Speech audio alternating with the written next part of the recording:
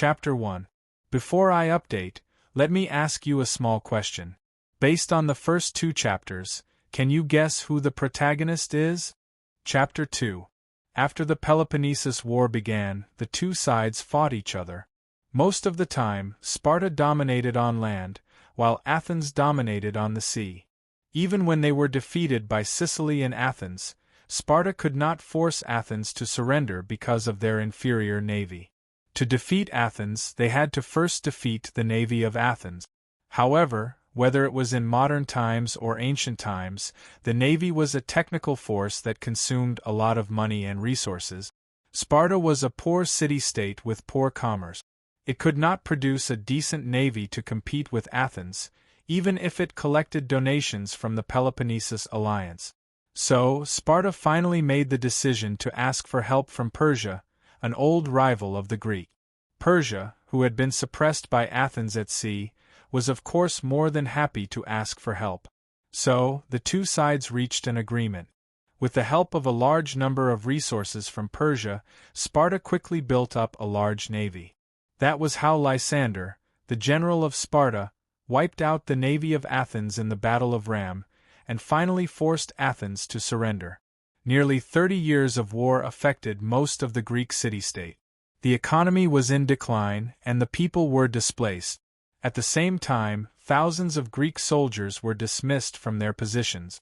They were used to fighting and were unwilling to transfer to a peaceful profession. For example, Crilcus was a typical example. He was even exiled by Sparta because of this. At this time, the king of Persia was seriously ill. As his second son, Cyrus the Younger, who was also the commander of the western region of Persia, had been responsible for Sparta's cooperation and had a good relationship with many Greek generals. He knew the strength of the Greek infantry.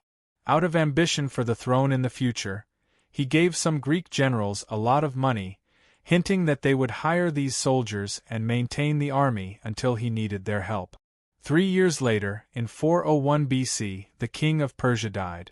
Cyrus the Younger began to take action. He summoned these Greek mercenary leaders to lead troops to join his army, deceiving the Greeks that he was going to attack a rebel force in Asia Minor. In fact, he was going to overthrow his brother, who had just ascended the throne of Persia, by force. Many of these Greek mercenary leaders knew the truth. He didn't tell the Greek soldiers the truth until his army entered the hinterland of Persia. By then, the Greeks had already joined his chariots and had to follow him to Babylon. Chapter 3. You will notice that the units of length I used in the novel are the current standard meters and li. In the future, you will also see that the units of weight are the gene and the land area is the mu. It's not that I don't know the measurements of ancient Greece, but first of all, the measurements of ancient Greece are more chaotic and not uniform. Secondly, if I use them, I will need to convert them, and you will not immediately have a clear idea when reading. You will also have to look at my annotations. This is time-consuming and laborious, and it is easy to get out of the novel. So, you can just take it as I have directly translated from the original text. As for time, this is not a problem. The ancient Egyptians had long divided the day into 24 hours. As for currency, it would be a joke if this were to be changed to the current currency unit. However, because there were many cities in ancient Greece, the currency system was a bit messy. This novel uses the Attic currency system, which is the currency system of the people of Athens. The opal is the smallest currency unit, and above it is the drachma, stunt, mina, and talent.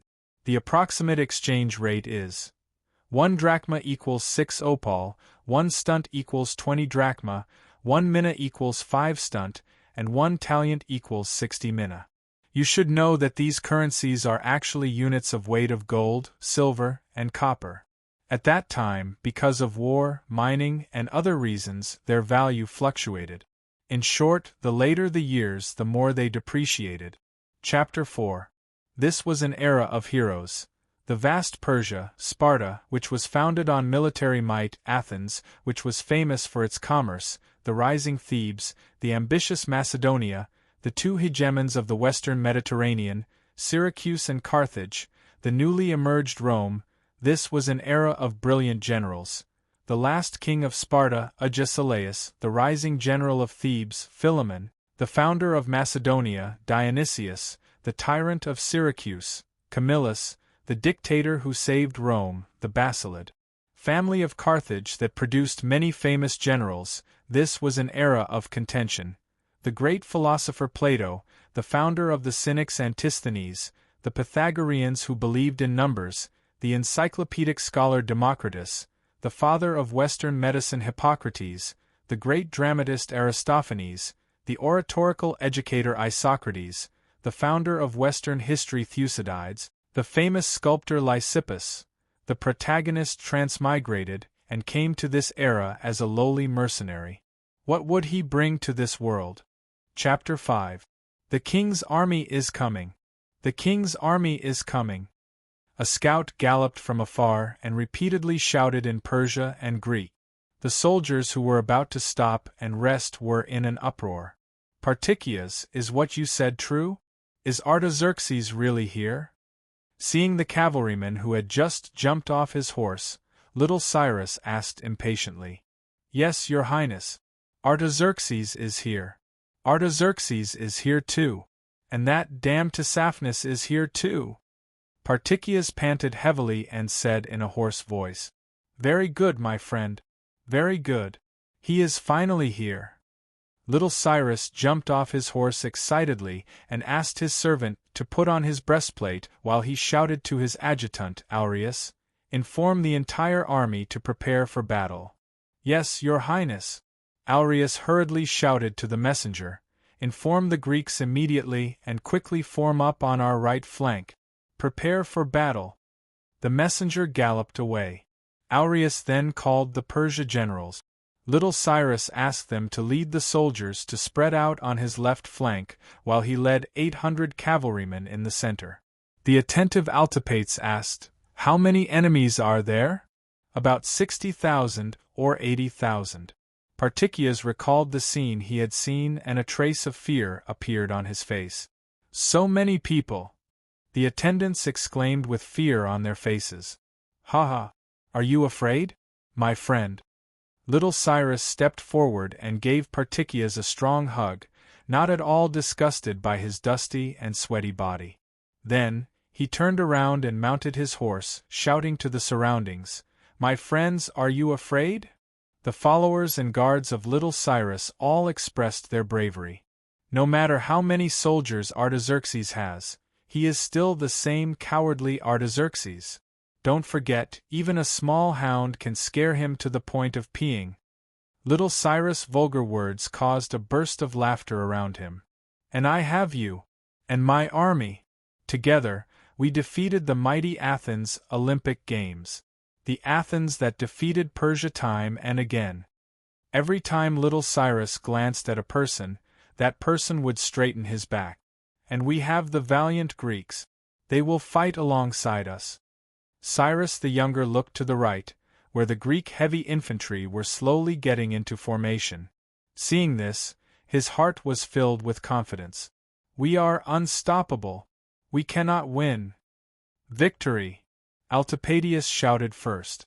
Then, everyone rushed to shout, Victory! Faced with high morale, little Cyrus raised his right hand high. Friends! Brave warriors!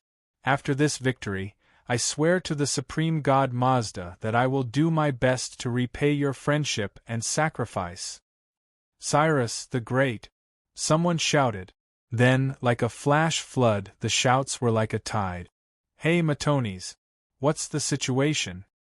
The Devers could not help but pat the shoulder of the soldier in front of them. How many times have you asked? No, no. Matones wiped his sweaty neck with his free left hand and shouted irritably, Why isn't the enemy here yet? The sun is already in the middle of the sky. If I wait any longer, I'll be roasted by its flames. Matones, even if your meat is roasted, I don't want to smell it. I've been eating so much meat recently that I want to vomit, a soldier next to him said glibly, causing the soldiers to laugh.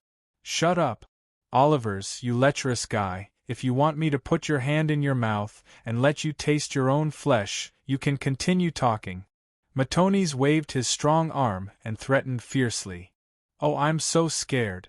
Olivers pretended to be scared, causing the crowd to laugh again. Stand properly, stop fooling around. Menon is here. As soon as Helos finished speaking, he heard a sharp voice. Brats, where do you think this is? Is this your family's banquet? A well-proportioned soldier with a red tassel on his helmet stood in front of the phalanx, pointed at them and scolded. This is a battlefield. If you don't do your best, then Hades will be happy to visit you. Menon with a rotten mouth. Someone shouted in the line. Who said that? Stand up. Everyone held back their laughter and gloated as they watched Myron jump in front of them and shout angrily. At this moment, someone shouted sternly, Look in front! The soldiers immediately looked ahead. Soon, the smile on their faces was quickly replaced by horror. Smoke and dust rose as far as their eyes could see, shrouding the hills, trees, and houses in a gray haze. After a while, a thin black line drilled out of the smoke and began to stretch to both sides, gradually becoming thicker. A moment later, when the soldiers could barely see the outline of the enemy, countless lights began to dazzle everyone's eyes under the dazzling sun. Armors, spears, shields. The cold light they emitted was as boundless as the Milky Way in the night sky. The sound of footsteps, shouts, and neighs of horses converged into a rolling sound wave. Even the earth trembled, not to mention a human's legs. Just as Olivers felt that he was about to fall, he heard Helos shout, Prepare for battle! Prepare for battle! Prepare for battle! The Greek mercenary soldiers put on their helmets, took off the round shields hanging on their left shoulders, held their spears, and began to hit the shields. Boom! Boom! Boom! The loud noise made Olivers and the other soldiers realize that they were also in the midst of a powerful force, and their mood gradually calmed down. The army of the king of Persia was still advancing slowly and orderly. The hob carriages were at the front, followed by the archers without armor, followed by the light cavalry, and the infantry with long shields and the infantry with spears, and vine shields. The heavily armored cavalry was divided into two parts, one to surround the king of Persia, and the other was deployed on the left wing of the army. The mighty Persia army was like the thick clouds in the sky before a storm, slowly pressing down and suffocating. At this moment, Cyrus the Younger galloped left and right along the army formation with a few attendants, giving instructions to each Greek mercenary leader with continuous cheers. He had reached the far right end of the Greek army formation, and could even see the roaring Euphrates River not far away. Salute, Your Highness! Crocus saluted. Chapter 6. Crocus looked at the enemy's significantly thicker phalanx in the center, and then looked at the enemy's left wing, which was longer than his own. Although he had fully supported little Cyrus from the beginning, it did not mean that he would be obedient. He refused bluntly, Your Highness, I think we should first defeat the enemy's left wing, and then attack the enemy's middle. That would be safer. I know Artaxerxes, I know the Persia army, and I know your Greek phalanx. Believe me, my friend, your army will easily defeat Artaxerxes' central army. If Artaxerxes is defeated, no matter how many troops he has, it will be useless. Little Cyrus persuaded. Crocus shook his head stubbornly. I'm sorry, Your Highness. I will not expose the flanks of the phalanx to the enemy's army. Little Cyrus frowned and stared at Crocus, but there was no time for him to organize his words to persuade the other. As for forcefully giving an order, the other party was a mercenary, not his subordinate. All right, we'll do as you say. Little Cyrus turned his horse around. He suddenly pulled the reins and galloped back the way he came. When the two armies were about 500 meters apart, the Greek soldiers began to sing the hymn of Ares, the god of war, and marched forward. When the hymn ended, the distance between the two armies was less than 200 meters. Ares! The soldiers shouted in unison and began to jog. They ran faster and faster. Tens of thousands of Greek heavy infantry gathered together to form a boom, boom, boom. The sound of their footsteps was like rolling thunder gathering energy, as if they were going to use lightning to cut through the dark night. The Persia seemed to be completely frightened by the overwhelming torrent of steel in front of them. As Shijun's army got closer and closer, other than a few horse-drawn carriages that charged straight into Shijun's troops, accompanied by blood-curdling screams, broken limbs, and finally disappearing without a trace, the rest of the people forgot to release their arrows or raise their shields out of fear. When the two armies were about 10 meters apart, the Persia collapsed and turned to flee. The Greeks did not expect victory to come so quickly. Their energy had not been vented yet, so they pursued the enemy even harder. In the beginning, squad leaders like Helos repeatedly reminded their teammates, "Keep the formation, don't run too fast. Keep the formation." In the end, the army completely scattered, and all the Greeks were in the excitement of the pursuit. Little Cyrus, who was in the middle lane, did not expect the victory of the right wing to come so quickly and was a little stunned for a moment. Long live King Cyrus! The attendants had already begun brandishing their spears and shouting for victory. "Your Highness, should we follow them?" Altipatius asked. He shook his head and looked straight ahead to the left. He knew very well that only by killing that person could he obtain the supreme crown. "Pass down my order. Tell Aureus' left wing to stop advancing and prepare for defense." Little Cyrus immediately gave the order. He knew very well that the most powerful force on his side was the Greek mercenaries. Since the Greeks had already repelled the enemy's left flank, there was no need for him to rush the left flank, which was obviously weaker than the enemy, to meet the enemy's right flank head-on. If they were also quickly defeated, this battle would be troublesome. It was better to stall for time and wait for the Greek mercenaries to return. That way, victory would be in the bag.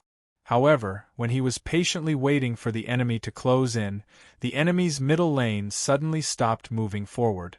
Soon, his expression changed.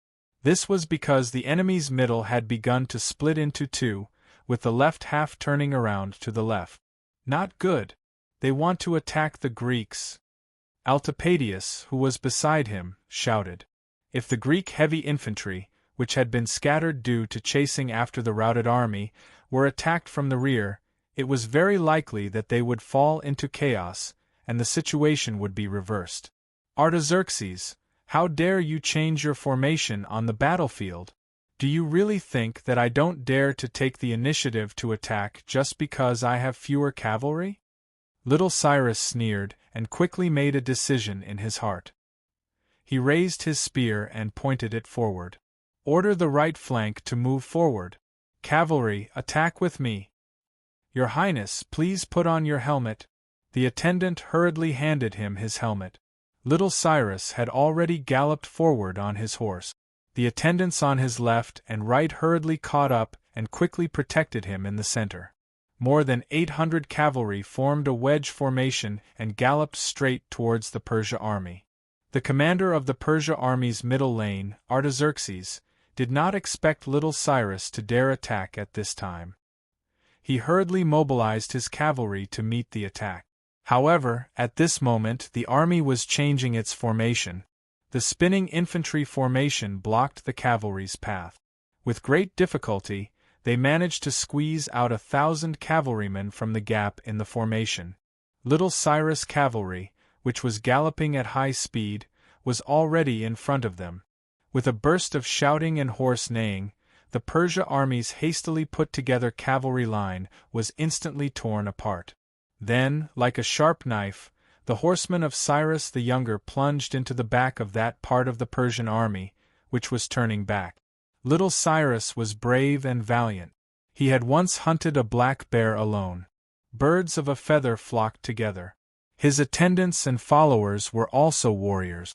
Facing the enemy with their backs facing them, they did not even waste their spears, because there were no stirrups at that time. When a moving cavalry stabbed an enemy, they had to let go immediately, or else they would be pushed off the horse by the reaction force. Instead, they charged into the enemy's formation at high speed and crushed the enemy.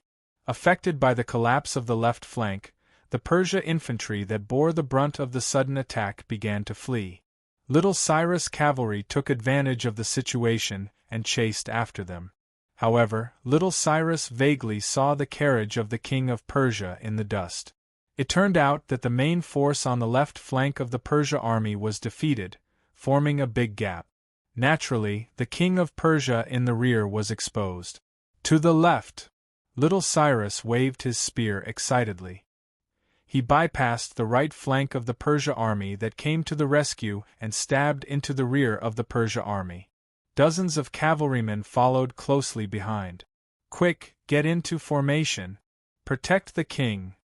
Artaxerxes, the general of Persia's personal army, shouted as he led dozens of royal cavalrymen around him to take the lead. Little Cyrus showed no fear in the face of the swarming enemy cavalry. He drew out his Greek army knife and clamped his horse's abdomen with his legs. Looking for the right opportunity, he used the lance in his right hand to deflect Artaxerxes' fierce spear and stretched out the knife in his left hand. When the two horses crossed each other, Artaxerxes' neck was naturally cut open by the Greek army knife. With his superb skills and horsemanship, Little Cyrus killed several people in a row. Soon, his cavalrymen caught up and blocked the other enemy cavalry for him. Only the royal guards around the carriage stood between him and the king of Persia, Artaxerxes. He could even clearly see his brother's frightened face. Thinking of Artaxerxes' imprisonment and the fact that Artaxerxes was occupying the throne that should have been his, this was only the imagination of Cyrus the Younger, and the old Persian king had never thought of passing the throne to him. A fire of anger burned in his chest. Artaxerxes!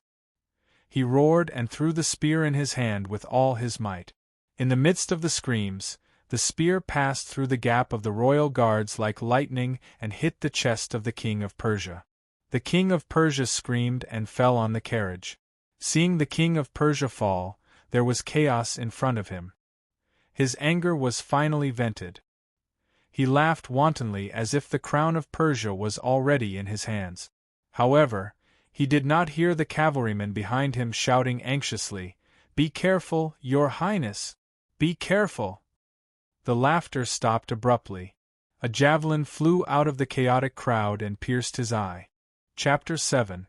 Brothers, I've brought you some food. Xylos entered the small tent. The quiet tent suddenly became lively. The few people who had been lying down got up and quickly snatched the food from Helo's arms like hungry wolves. Helos, if you hadn't come, I would have starved to death. Martones chewed on the half-cooked horse meat. The meat that he usually looked down on was indescribably delicious in his mouth. I got it from Antonius. Menon had them form a team to drag back the dead and wounded horses from the battlefield at the risk of being attacked by the Persia. Helos sighed and looked at the man who was still lying in the innermost part of the tent. He asked with concern, "How are Devers? Has he woken up?" "He's awake. But he's been in a daze. No matter who talked to him, he didn't seem to know them and didn't say a word." "He seems to be asleep now," Georges replied sadly. "I think he might have accidentally fallen into the river of forgetfulness when he was on Charon's ship and lost his memory," Oliver said. "Shut up." Martones reached out to press Oliver's head, but was pushed away. Helos separated the two of them and berated, "We all came from the same town in Thessaly. We're thousands of miles away from our hometown and surrounded by enemies. If we don't unite, I'm afraid we won't be able to go back." The tent fell silent. Helos felt the heavy atmosphere and comforted, "I've seen a few warriors with severe head injuries. They were confused at first, but they'll be normal after some rest. Maybe by tomorrow morning, Devers will be able to greet everyone with a smile." Devers can be considered old warriors, but he actually fell during the pursuit, Oliver said irritably, but he immediately shut up when he saw Martones glaring at him again. "Helos, did Cyrus the Young win or was he defeated?"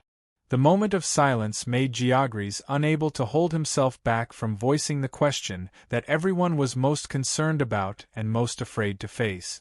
Previously, when they finished chasing the fleeing enemies and returned to the battlefield, they only found that the Persia army was still there, but little Cyrus' troops were nowhere to be seen.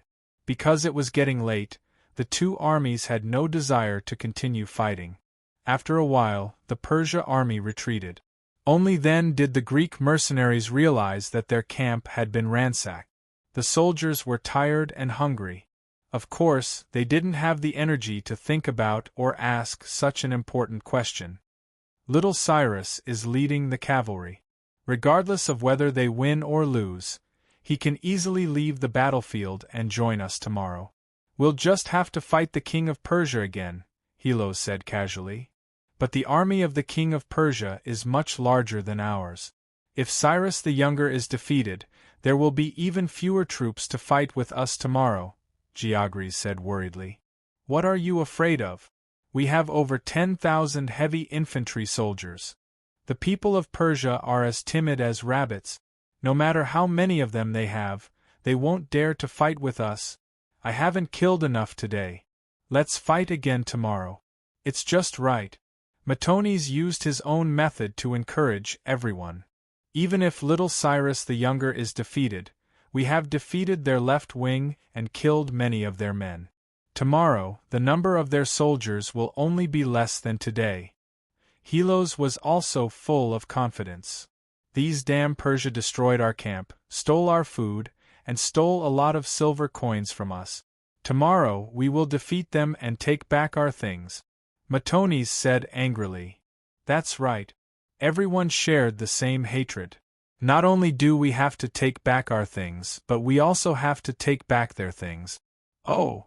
Olivers thought of something and said excitedly, I heard that little Cyrus the Younger's women were also taken away. Only one escaped.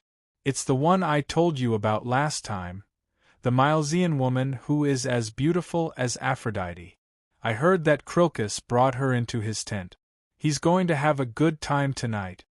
Oliver swallowed a mouthful of saliva and said in a wretched manner. Don't talk nonsense. Helos warned him. Olivers, if you have the ability, defeat the king of Persia tomorrow and take one of his women. Oh, that's a good idea. Matones, it's rare for you to be smart for once. Damn Olivers, you want to get beaten up again. While they were talking and laughing, a hoarse voice came from the innermost part of the tent. Have you never thought that little Cyrus the Younger was not only defeated, he was also killed? Tissaphones rushed to the king of Persia's tent. The eunuch Masabadi was already waiting at the door. The king is waiting for you. Go in. When Tissaphones handed his sword to the royal guard next to him, he found that the most trusted eunuch of the king of Persia looked a little depressed. He could not help but wonder, is His Majesty seriously injured? The tent was filled with a strong scent of frankincense, mixed with a few traces of herbs. Artaxerxes was lying on his side on the bed, wearing a gorgeous crimson robe. His bare chest was wrapped in white cloth, and red blood could be seen faintly. A beautiful maid was gently massaging his shoulders. Below him stood the doctor, Teja. Seeing Tissaphones come in, Teja immediately bid farewell to the king of Persia. Artaxerxes asked him to wait outside the tent. If there were any changes in his injuries, he could immediately summon him. Tissaphones watched the Greek doctor leave the tent, then half knelt, lowered his head and said, Your Majesty, I have lost the battle. Please punish me. Artaxerxes did not speak. Tissaphones began to feel a little uneasy. He knelt on the ground and did not move. After a long time, Artaxerxes finally said, You have lost the battle, Tissaphones. But at least you still dared to attack. I heard that you led the cavalry around the Greek heavy infantry to attack their rear. In the end, you were defeated by their light shieldsmen and almost hit by the Greeks' javelins. Yes, Your Majesty. You know everything.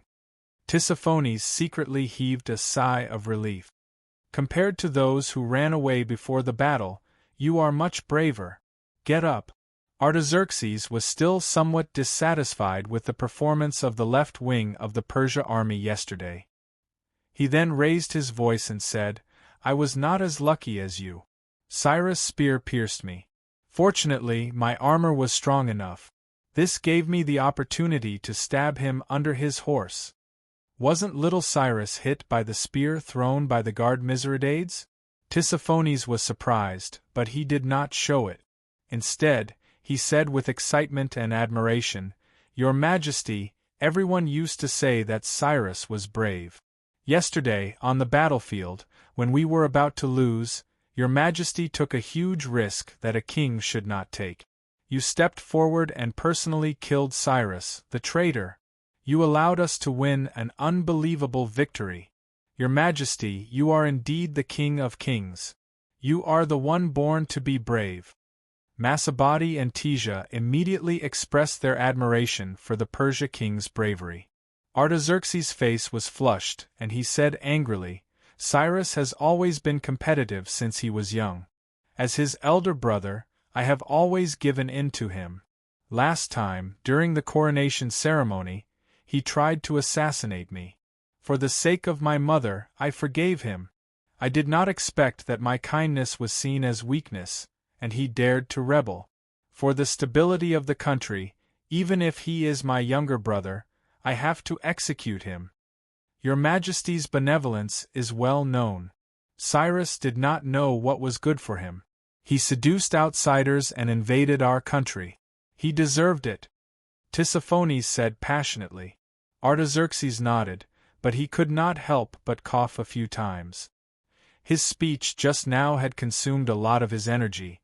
"My governor, you have exposed Cyrus's conspiracy to me many times, and you have always performed well in the governance of Asia Minor. After this rebellion is over, I will reward you well. Your Majesty, as the governor of Asia Minor, this is my duty," Tissaphones said with a solemn expression. Tissaphones nodded, and pointed at a large earthen jar on the wooden table in front of the couch with his left hand. He had a complicated expression on his face.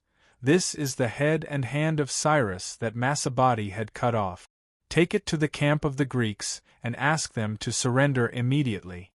Chapter 8. "Yes, Your Majesty." Tissaphones couldn't help but look at Masabadi. He thought to himself, no wonder this guy looks so upset. If Queen Parasates knew that her beloved youngest son was beheaded and had his hands cut off, she wouldn't let it go. "Tissaphones, do you think the Greeks will surrender?" "Your Majesty, based on my understanding of the main Greek mercenary leaders, I'm afraid it'll be very difficult. However, there may be a few who will be willing to obey Your Majesty's orders," Tissaphones said cautiously. "It's good to cause internal strife." Artaxerxes tapped his chin with his finger. He still had lingering fears when he thought about the fierce attack of the Greek heavy infantry yesterday. If they don't want to surrender, then expel them from the country. Too many people in Persia have died in this rebellion. Don't let these rude and barbaric Greeks continue to plunder our land and kill our people. Killing our people. Artaxerxes let out a long sigh. He was gentle by nature and didn't like to argue with others. Otherwise, he wouldn't have allowed little Cyrus to cause such chaos. Even when little Cyrus raised his troops, he was still hesitant and wanted to retreat to the east. If it weren't for the ministers trying their best to dissuade him and fully support him, yesterday's battle probably wouldn't have happened. "Your Majesty, you love the people of the Empire like your own children. I'm very happy that the Empire has such a benevolent ruler like you." Tissaphones' words came from the bottom of his heart. In fact, it was because of Artaxerxes' character that he received the support of most of the ministers and nobles. Although little Cyrus rebelled, the core of the empire didn't have any major turmoil. "Your Majesty, I have an idea. Why don't we drive the Greeks to the north?" Tissaphones said. Artaxerxes pondered. He knew that Tissaphones didn't want the Greeks to trample on his territory, Asia Minor, again. "To the north." His eyes lit up. He thought of the unruly mountain tribes that were unwilling to submit, such as the Dukaya people. Let these barbarians fight amongst themselves. He thought, a smile playing at the corner of his mouth. I'll leave this matter to you. I'll be waiting for your good news in Persia. Having said this, he could not wait to go home. Yesterday, they received news that another riot had broken out in the eastern part of Persia. He had to return to the capital as soon as possible. Besides, he was beginning to miss his queen, Statira. Early in the morning, a thin mist pervaded the Cunisac region. The entire Greek military camp was quiet, and most people were still asleep. Devers walked out of the tent and looked around the strange place curiously. Yes, he was no longer the Devers. His soul came from the 21st century China. As a civil servant, he had worked hard for more than 10 years before he was promoted to the director of the city's high-tech development zone. His friends threw a party to celebrate him, and he drank himself into a stupor. When he woke up, he found himself in a strange place and a strange man. He had pinched his own thigh time and time again just to prove that he was dreaming. His thigh was still aching to this day. After a long night of adaptation, he was no longer confused about why he was here. His adaptability was considered strong. Back then, he was first in the civil servant exam to enter the government, but he was sent to a remote and poor mountainous area to be a village official. He stayed there for a few years. Not only did he persist, but he also won the favor of the county leaders with his outstanding performance and was recalled and entrusted with an important task. But his parents and his girlfriend, who was about to get married, now they were separated in a different time and space, and there was no way they could meet again. He took a deep breath and tried to blow away the sadness in his heart. After walking slowly for a short distance, his mood calmed down slightly. He wiped the tears from the corners of his eyes and warned himself, since I'm already in a new world, I'll survive here tenaciously. Based on the remaining memories of this body, he knew that he was a Thessaly person. 2 years ago, for the sake of livelihood, he went out with his companions from the same village as mercenaries to earn money. A year ago, there was a conflict between Macedon and Thessaly, and the Macedonian cavalry attacked his hometown. His parents were killed and his relatives were captured. Now, he was alone. This time, he was following the mercenary leader, Menon, to help Persia's Prince Cyrus the Younger fight. Last night, his companions thought he was asleep, but in fact, he had been listening to their conversation. Through the conversations of his companions, he learned more. As a good young man in the 21st century, he could barely be considered a nationalistic youth. When he was a village official, he spent most of his time online in order to get through the long, lonely night. Venting his frustrations on certain military forums had almost become his sideline. Therefore, he learned a lot about historical military knowledge and knew that he might be in the period after the War of Peloponnesus. As for the Greek mercenaries helping the Persia prince to usurp the throne, which period of Western history was involved? As a non-historical professional, the requirements were too high, and he really couldn't think of it. It wasn't until someone said, "We have tens of thousands of heavy infantry in Greece," that it evoked his hidden memories. Once, someone on a forum advocated that certain books must be read to understand ancient Western history. On the list of books listed, there was a book called The Long March, which aroused his curiosity. Did the ancient West also have a long march? Because the author happened to be a famous historical figure he knew, he looked it up on the internet and found out that it was from the famous ancient Western historical event, the Great Retreat of thousands of Greek soldiers. Because Devers vaguely remembered the rebellion in the event, the prince died in the chaos because of his recklessness, he blurted it out in a moment of anxiety. But he didn't expect that the others more or less held the hope that Cyrus the Younger would win and that everyone would get rich together, so they couldn't accept his guess at all. Faced with one question after another, he didn't want to sour his relationship with his companions as a newcomer. Perhaps in his heart, he also held a glimmer of hope. Maybe this wasn't that historical event. So, he fell silent. In the end, everyone parted on bad terms. That night, he didn't sleep well. The unfamiliar environment and the fear of the future made it difficult for him to sleep, tossing and turning. Early the next morning, he walked out of the tent and faced this strange new world for the first time. What came into view were tents after tents, and at a glance, it seemed endless.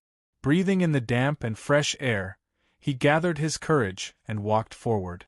Occasionally, someone would come out of the tent and greet him when they saw him, and he would respond with a smile. There were even soldiers who knew that he was injured and asked about his injury with concern, and he would stop to express his gratitude and take the opportunity to chat a little and learn about the situation from others. Obviously, it wasn't because he was a big shot that everyone treated him kindly, but because some of Menon's mercenaries were Thessaly's people, and many of them had even fought alongside him for more than 2 years and were very familiar with each other. So as he walked, the sense of unfamiliarity gradually dissipated. Not far away, the neighing of horses and the crying of sheep attracted him forward. In Devers's memory, this large area surrounded by wooden fences and located in the center of their barracks was the supply camp of the mercenaries led by Menon. Not only were there many pack horses and pack mules, but there were also some cattle and sheep plundered along the way, as well as a batch of food that Cyrus the Younger had given to Menon. Moreover, there were merchants stationed there, and when passing through a big city, there would even be nearby merchants who would come here to make money. When he walked to the entrance, a group of guards armed with spears stopped him. No one is allowed to enter without Menon's order. Behind the guards, a short and fat man shouted angrily. Devers glanced at him and turned to walk around. He didn't want to cause trouble. Behind him, the fat man's reprimand to the guards could be heard. Next time someone comes, you have to be more fierce, and you won't be able to suppress these thieves. Since last night, 5 sheep have been lost. When Menon punishes me, I'll punish you. It seemed that the mercenaries were seriously short of food. He didn't know how much food the Persia army had stolen when they broke in yesterday. He pondered as he walked, and before he knew it, a simple wall made of branches and wooden sticks loosely inserted into the soil appeared in front of him, blocking his way. Although there were still dense tents in front of him, he knew that it was another mercenary camp. At this time, the sun had risen high in the sky, and the thick fog gradually dissipated, allowing him to see into the distance. The sky was high and the fields were wide, the wind was cool, and for a moment, he was intoxicated. According to his companions, the city ahead was Babylon, and not far away was the Euphrates River. One was the capital of one of the 4 ancient civilizations, and the legendary Hanging Gardens were desirable. The other was the mother river of the people of the Mesopotamian plains. I wonder if I'll have a chance to see it? However, the sudden boiling of the camp startled him. A feeling of uneasiness welled up in his heart, and he quickly returned. At this time, the soldiers came out of their tents with nervous and uneasy expressions, discussing excitedly with each other. The words that reached his ears turned into 6 words. Cyrus the Younger is dead. Chapter 9. The Devers moved forward in fear in the camp, which had become a little crowded, and he almost tripped several times.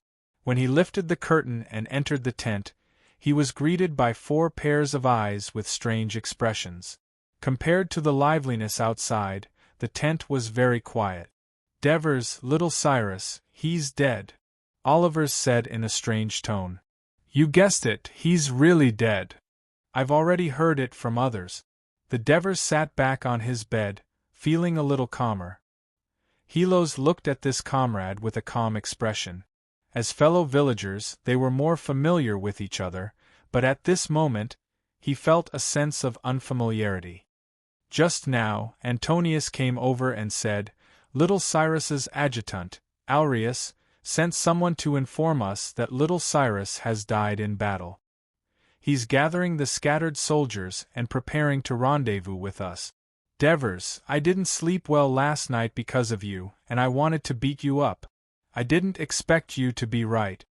Matonis scratched his head in embarrassment. What should we do next?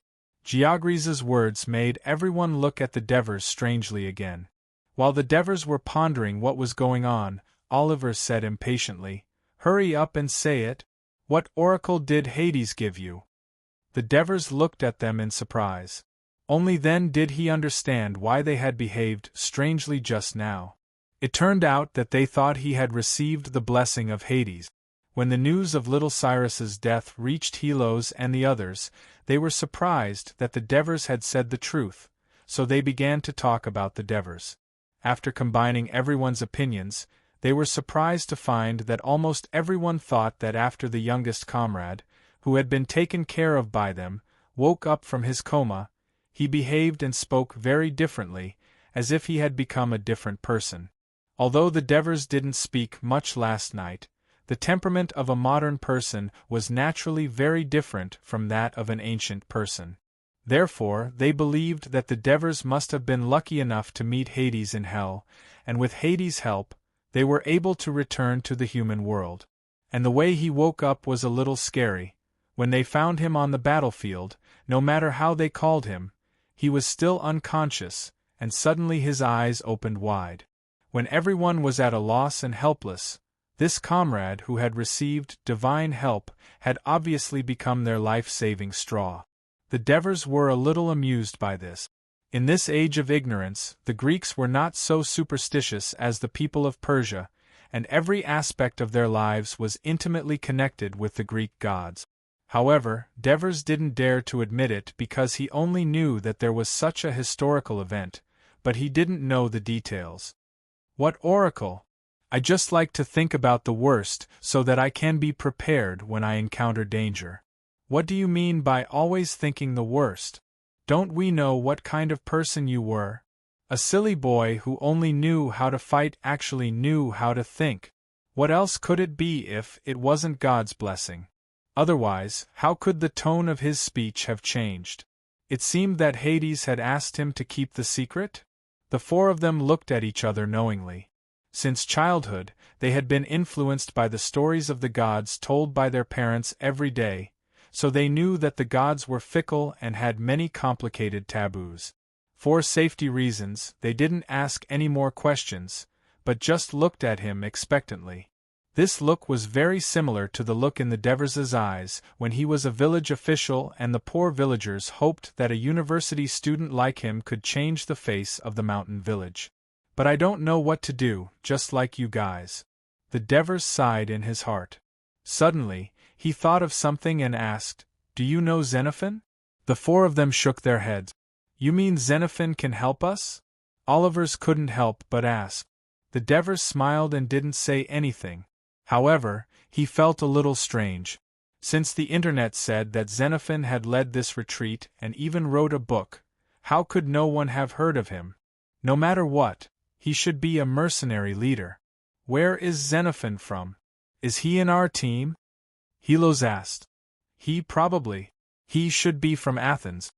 The Devers knew about Xenophon's birthplace. After all, Xenophon was an ancient Western writer, military strategist, and a disciple of Socrates.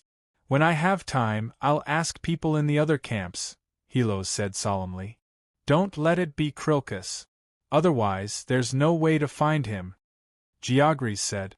The relationship between the two leaders, Krilkis and Menon, was very bad, so the mercenaries under them also hated each other. "It's just a fight. Let's fight. We Thessaly people aren't afraid of these bastards from Chersones," Matonis said a little excitedly. "Who are you going to fight?" The curtain was opened and a man got in. It was Antonius. Through the memory of this body, the Devers knew that this was their platoon leader. However, he was a mercenary after all. Except during battle, he had no authority. The people in the tent were still sitting and lying down. No one stood up to salute. "We're joking," Helos said. "It's a mess outside. You can still joke here, not bad. Not bad," Antonius said half jokingly and half seriously. He looked at the people in the tent and then said to Helos, Menon asked me to tell you platoon leaders to comfort your brothers. Cyrus the Younger died in an accident, and his troops are still here, so our strength and Persia's weakness have not changed. When we meet with Cyrus the Younger's adjutant, Aureus, tomorrow, we will have at least 30,000 people. At that time we will defeat the king of Persia. Haha, there will be many benefits. Maybe we will support a new king of Persia. Satisfied with the surprised expressions of the people, Antonius was about to turn and leave the tent when he was stopped by Helos. It's okay to comfort the brothers, but you have to let them eat. Since last night, everyone has only eaten a little raw horse meat, and they're still hungry. But there's no news from Mersis at all. If there's no food, I can't guarantee that something will happen. That's right. That's right. If there's no food, we'll quit. The crowd took the opportunity to shout. Antonius patted his stomach awkwardly and said, My stomach is growling with hunger too. Now the entire camp is short of food. Menon is urging Mersis to think of a solution, while he went to find Proxenus himself. I heard that his camp suffered less damage yesterday. Even if food comes, there won't be much if it's distributed to everyone. Let's just bear with it for a day. Antonius said and hurried out of the tent. Helos sighed and said to everyone, I'll go take a look at the other tent. Then he followed. As a platoon leader, he was in charge of 9 people, and 5 of his men lived in adjacent tents. He had been struggling with the matters of his previous life and hadn't realized that he hadn't eaten. After hearing everyone's ruckus, the Devers' stomachs began to growl. Chapter 10. There was a moment of silence in the tent, and then Oliver said, It's a pity that little Cyrus died in battle. Although he was a prince of Persia, he was very polite and liked to help people. He was also very handsome and liked by women. Even the Queen of Cilicia became his mistress. If he hadn't died, he would have become a good king. Being good-looking and able to pick up girls made him a good king? What kind of **T logic is this? Devers secretly cursed. Yes, little Cyrus didn't look down on us like the other Persia people. He was really good to us Greeks. If he had been king, the relationship between us Greeks and Persia would have improved. Georges said. And he was a warrior, not as weak as the other Persia people. Matones echoed. Most importantly, he was very generous. He gave us a lot of gold coins. Oliver's emphasized again, and everyone said yes. Was this a memorial service for little Cyrus? Devers was amused. Based on the remaining memory of this body, he couldn't help but say, was little Cyrus generous? I don't think so. You see, first of all, he owed us more than 3 months of salary, and he never paid us until the Queen of Cilicia came to inspect the troops, and only then did he pay us 4 months' salary. When we suspected that little Cyrus was preparing to go to war with the king of Persia and refused to move forward, he agreed to increase our salary from $1 to 1.5 gold coins in order to persuade us. Did he give us the money for the next 2 months? Don't forget, he once ordered us to threaten the king of Cilicia, and the cowardly king gave him a lot of money. When we found out about little Cyrus's plan and made a scene at the meeting, little Cyrus promised to give each of us 5 silver coins after he conquered Babylon. But did he give it to us? After a while, Oliver's replied bitterly, he died. You see, little Cyrus didn't spend a single silver coin of his own to bring us to a place about 3,000 miles away from Greece, in the land of a dangerous enemy country. If he had told us at the beginning that he was going to war with the king of Persia, would we have agreed? The 3 shook their heads like puppets. He hid the truth. Giving him a little benefit at a time is like using grass to lure a flock of sheep forward, and in the end he has no choice but to agree. The Devers sighed and said, Cyrus the Young is a clever liar. He didn't pay any price, but he made more than 10,000 Greeks fight to the death for his conspiracy. Amazing! The tent fell silent again. Soon, Olivers began to curse, Damn little Cyrus! Damn Persia! And that idiot Menon!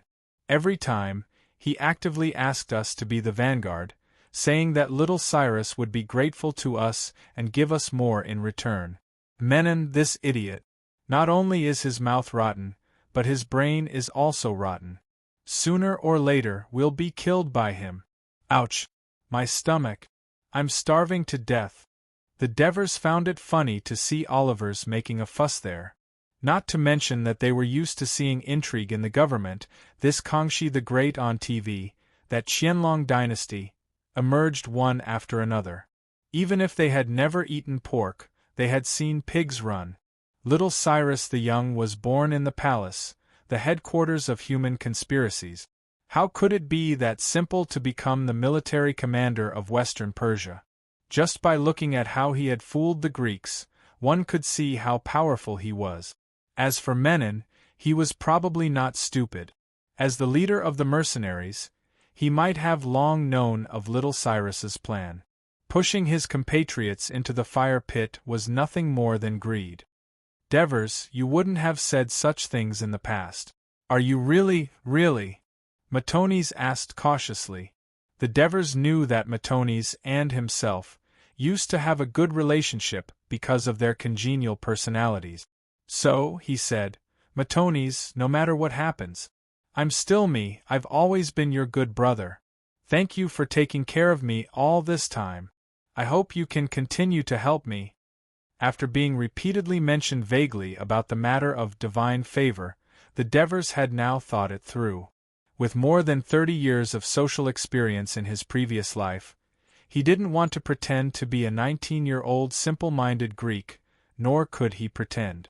He might as well let others think so. This should be beneficial. Therefore, he neither denied nor admitted the vague answer. Unexpectedly, it made Matonis excited. Don't worry. With me around, no one dares to bully you. Devers, can we go home? Georgius's voice was full of worry. Obviously, the Devers' revelation of little Cyrus the Young had made them begin to doubt their own abilities. The Devers smiled bitterly. Although he didn't understand the development of this historical event, China's history told him that the emperor of a feudal dynasty hated nothing more than rebellion. It should be the same in the West. Moreover, they were foreigners, invaders. Unless the king of Persia was sick in the head, he would definitely annihilate them to intimidate all those who harbored disloyalty. As for attacking the Persia army and taking down Babylon, the Devers didn't think it was a good idea. Otherwise, this event would have been called the Great March of Greece instead of the Great Retreat. However, he said, don't worry. We can go home smoothly. He tilted his head and looked at the others who were obviously much more relaxed. He sighed inwardly. These simple-minded people are great. They don't think about how dangerous the situation is and entrust their lives to my oracle. It's also a kind of happiness. As the Devers thought about it, he suddenly remembered a movie he had seen in his previous life, 2012. When the world was destroyed, the rich and powerful could easily sit on the 7 Noah's Arks, while ordinary civilians had to rely on luck. Yes, as chess pieces they could only be manipulated by others. As a chess player, they could control their own fate. But how could they become a chess player? In the afternoon, Helos's team was given half a bag of wheat flour and a dozen dates. Everyone struggled to get up and began to make bread. The Devers actively helped, asking questions as he worked because he had theories from his memory.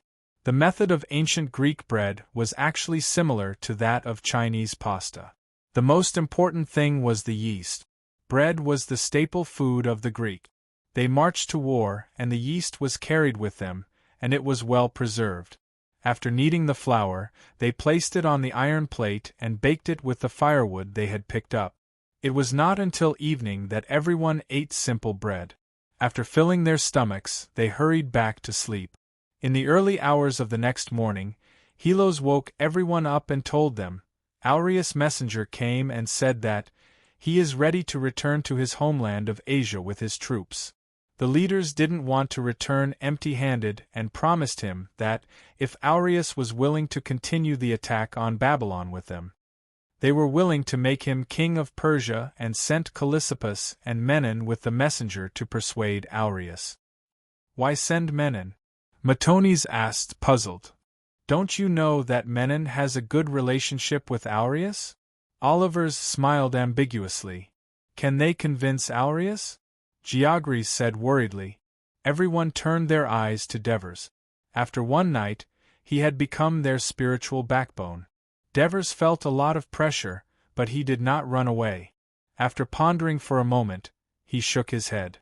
Aureus was a Persian nobleman, and it could be said that he had been forced to participate in a rebellion as Cyrus the Younger's adjutant. If he were to rebel against the Greeks again now, if he failed, not only would he be finished, but his family would also be implicated. If he was really an ambitious man, he should have immediately taken over Cyrus the Younger's everything and joined forces with the Greek mercenaries as soon as he learned of Cyrus the Younger's death. Only today did he say that he was going home. Obviously, he had made a decision after much consideration. Everyone looked disappointed when they received a negative answer. Brothers, these are the things that the leaders should worry about.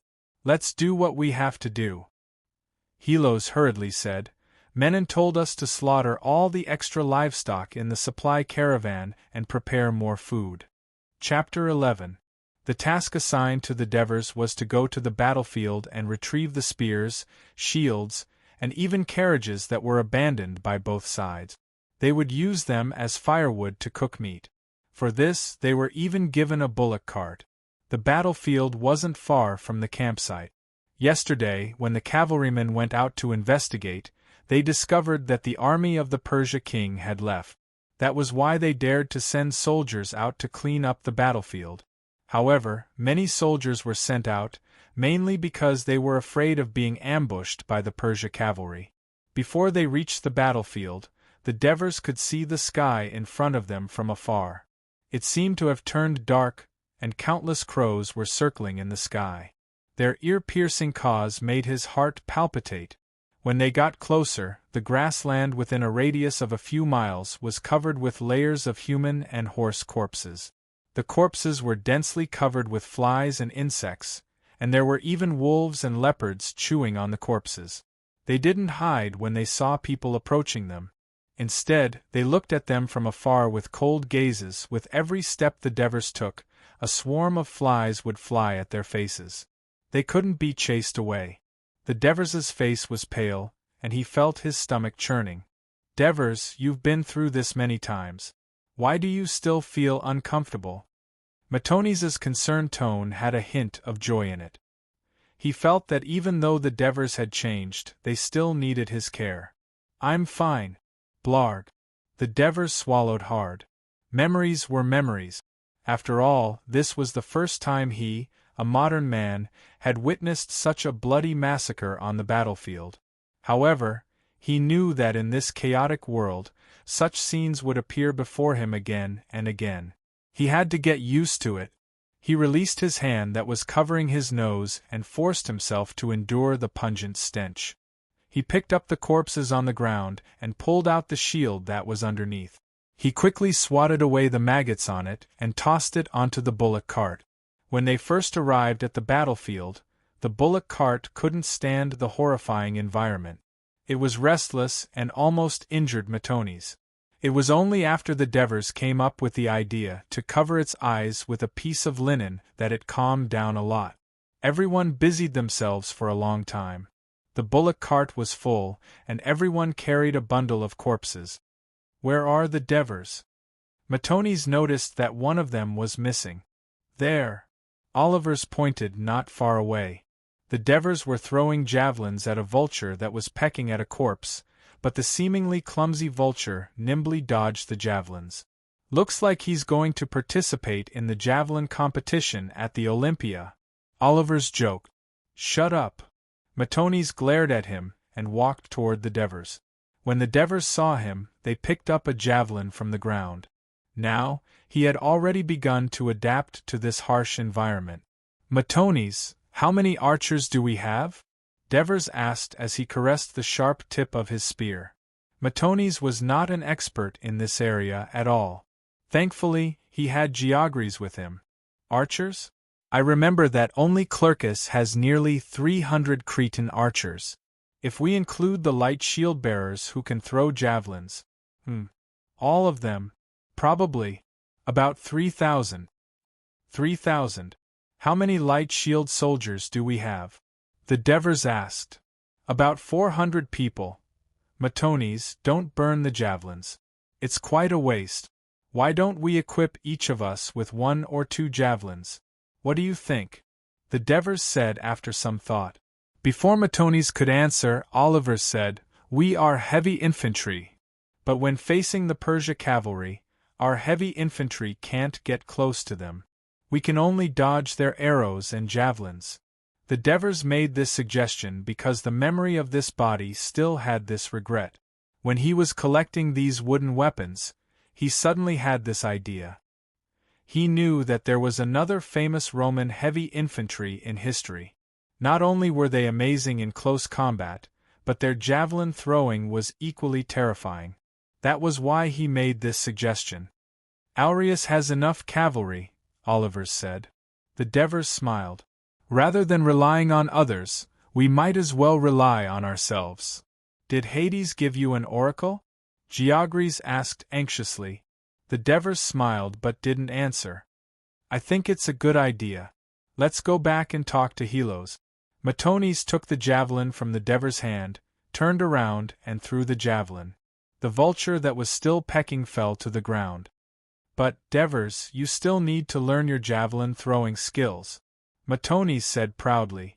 The Greek heavy infantry didn't use javelins because it was a matter of tradition and habit. But the Greeks weren't bad at it. In fact, they were the best in the Mediterranean. This was because javelin throwing was one of the pentathlon in the Olympia. Greek boys started training in the arena from a young age. That's great. Not only will we have beef and mutton for lunch, but we'll also have bird meat. I heard that the meat of this bird is inedible because it comes from hell. In the camp, the livestock had been slaughtered. The meat was cut and placed in pots filled with water. It was set up on a makeshift stove. Everything was ready. Everyone pulled back their weapons, chopped them up, and cooked the meat. Matones told Helos the Devers' idea. Since it was a suggestion from the Blessed, Helos felt that the idea was acceptable after careful consideration.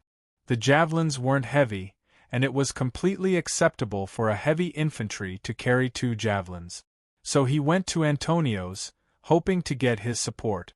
Antonius called the other 9 squad leaders over, wanting to hear their thoughts first. Some of the squad leaders were in favor of it, while others were against it.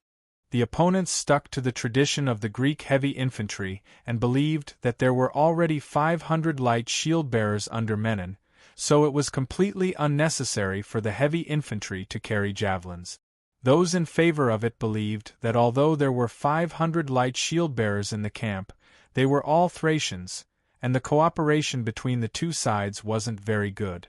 If the heavy infantry had their own javelins, they could at least force the Persia cavalry not to get too close to reduce casualties. The two sides argued, and Antonios couldn't make a decision. He could only say that as long as it didn't affect the battle, each squad could decide whether or not to carry javelins. Helos returned happily, and was about to tell the Devers when he found a group of people salivating at the pieces of meat in the crock, except for the Devers. Where are the Devers? They said they were going to take a look at the internal organs of the livestock that had been thrown away, and they said it was a waste. Just as everyone was puzzled, they saw the Devers walk over with a bloody sheep intestine on a spear. Hey, take this stinky thing away. It's affecting our appetite. Everyone covered their noses and shouted. The Devers ignored them and said loudly, I saw a large number of cattle and sheep organs abandoned in the supply camp, allowing the birds and wild dogs to take them away. It's such a waste. Don't forget, we were so hungry 2 days ago that we wanted to eat our own hands. In the next few days, whether it's in battle or on the march, there may be times when we starve. We should pick up these things and store them, in case this kind of thing happens again and we still have something to eat. Can those things be eaten? a strong soldier asked. The Devers remembered that his name was Marcius, and he was a soldier living in another tent. His question was exactly what everyone wanted to ask. The Greeks mainly ate grains and rarely ate meat.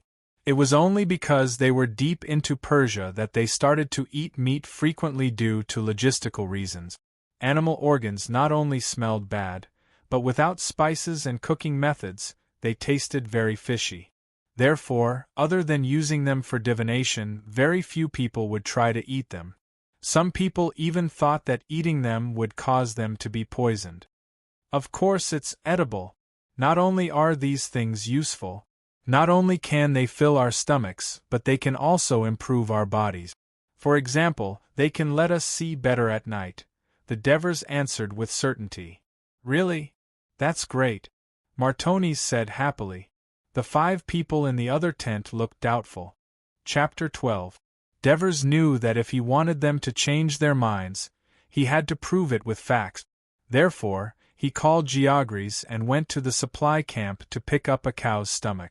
He went to a stream next to the camp and washed it with strenuous effort.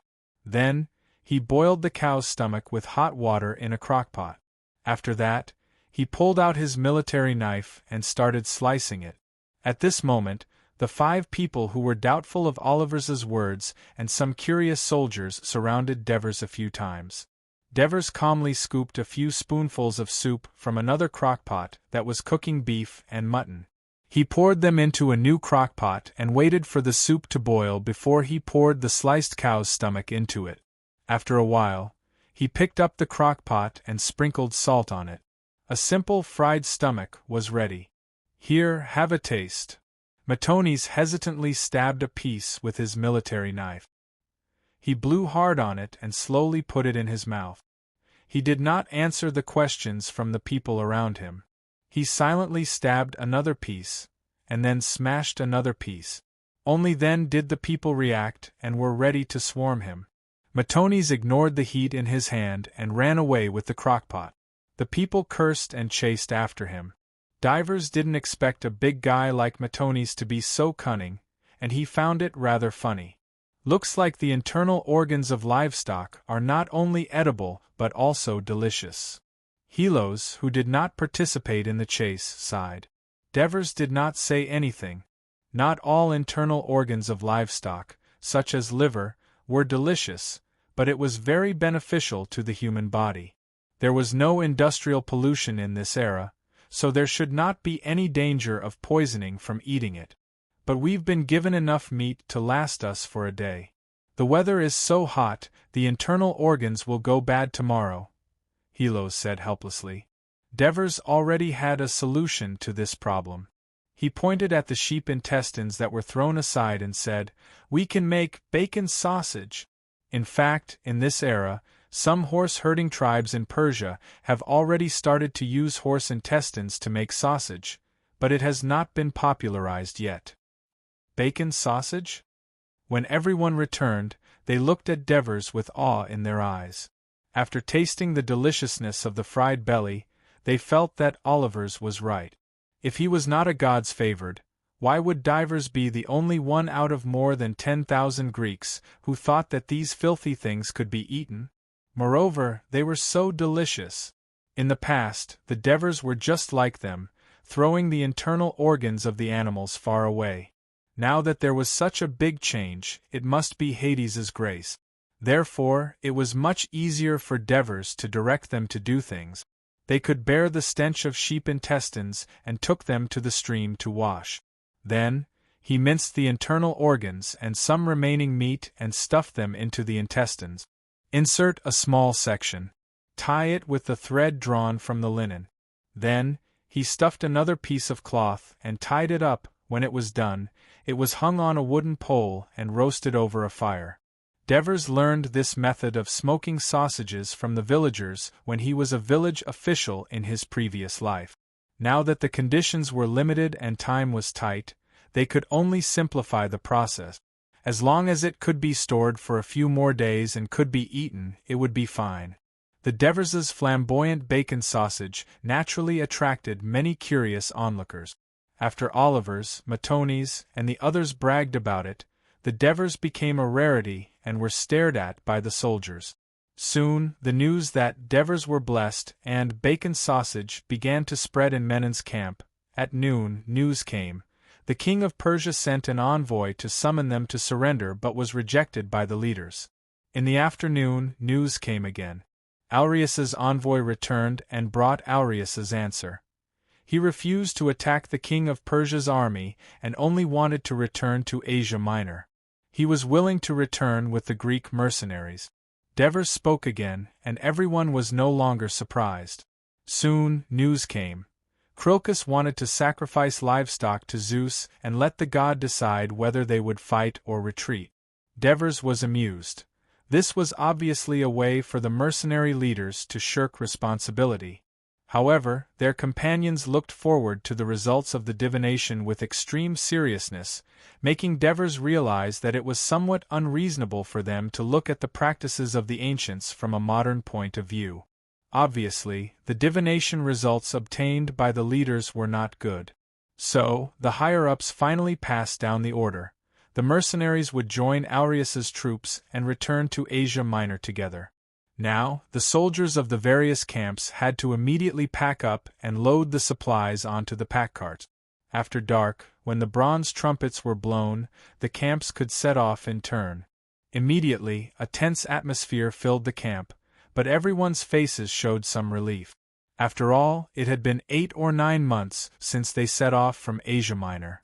They could finally go home, and no one wanted to stay in a hostile land for long.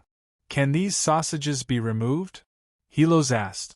Devers looked up at the dozen skewers of sausages that were being smoked and then shook his head. "Wait until it's dark before we leave."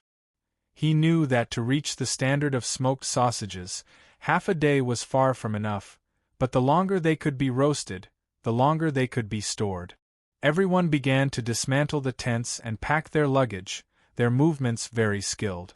Although Devers had this memory, he still needed to convert this memory into a habit. He was very serious as he watched and learned. When everyone carried the tents and luggage to the supply camp, Devers saw the fat man shouting loudly, ordering his men to load the goods. Although there were a lot of soldiers in the supply camp, he could maintain order and work methodically. "Who is that?" Devers pointed at him and asked. "Mircea, Menon's logistics officer. This fat pig is too bad. The last time I came here to find a woman, he actually took 2 silver coins from me," Oliver said angrily. Devers looked thoughtfully at the pack beasts that were roaring loudly and asked, "Have we ever marched at night before?" "Very rarely. If there is no moonlight, you can't see anything at all.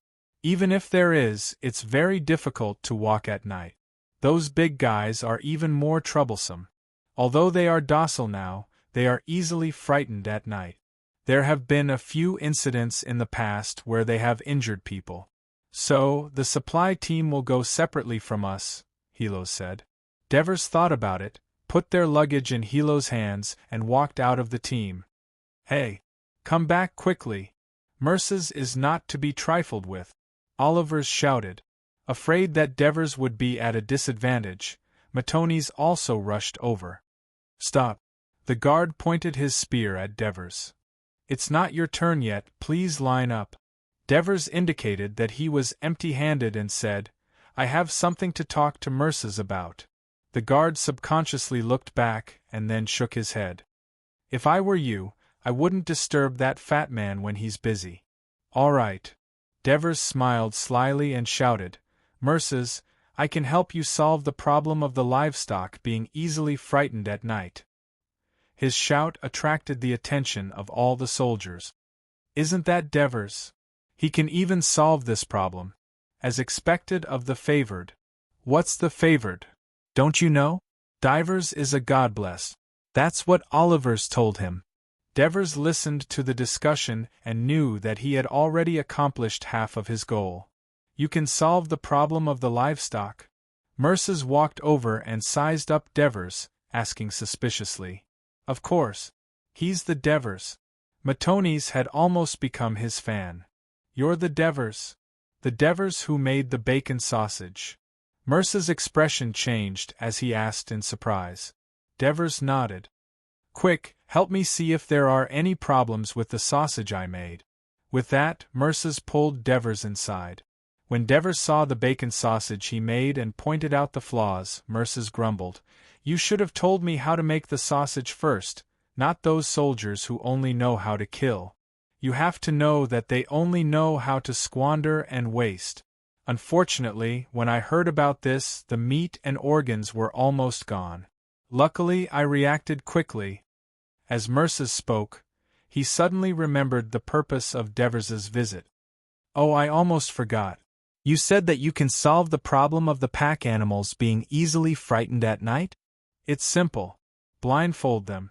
Cows and horses are gentle and timid by nature.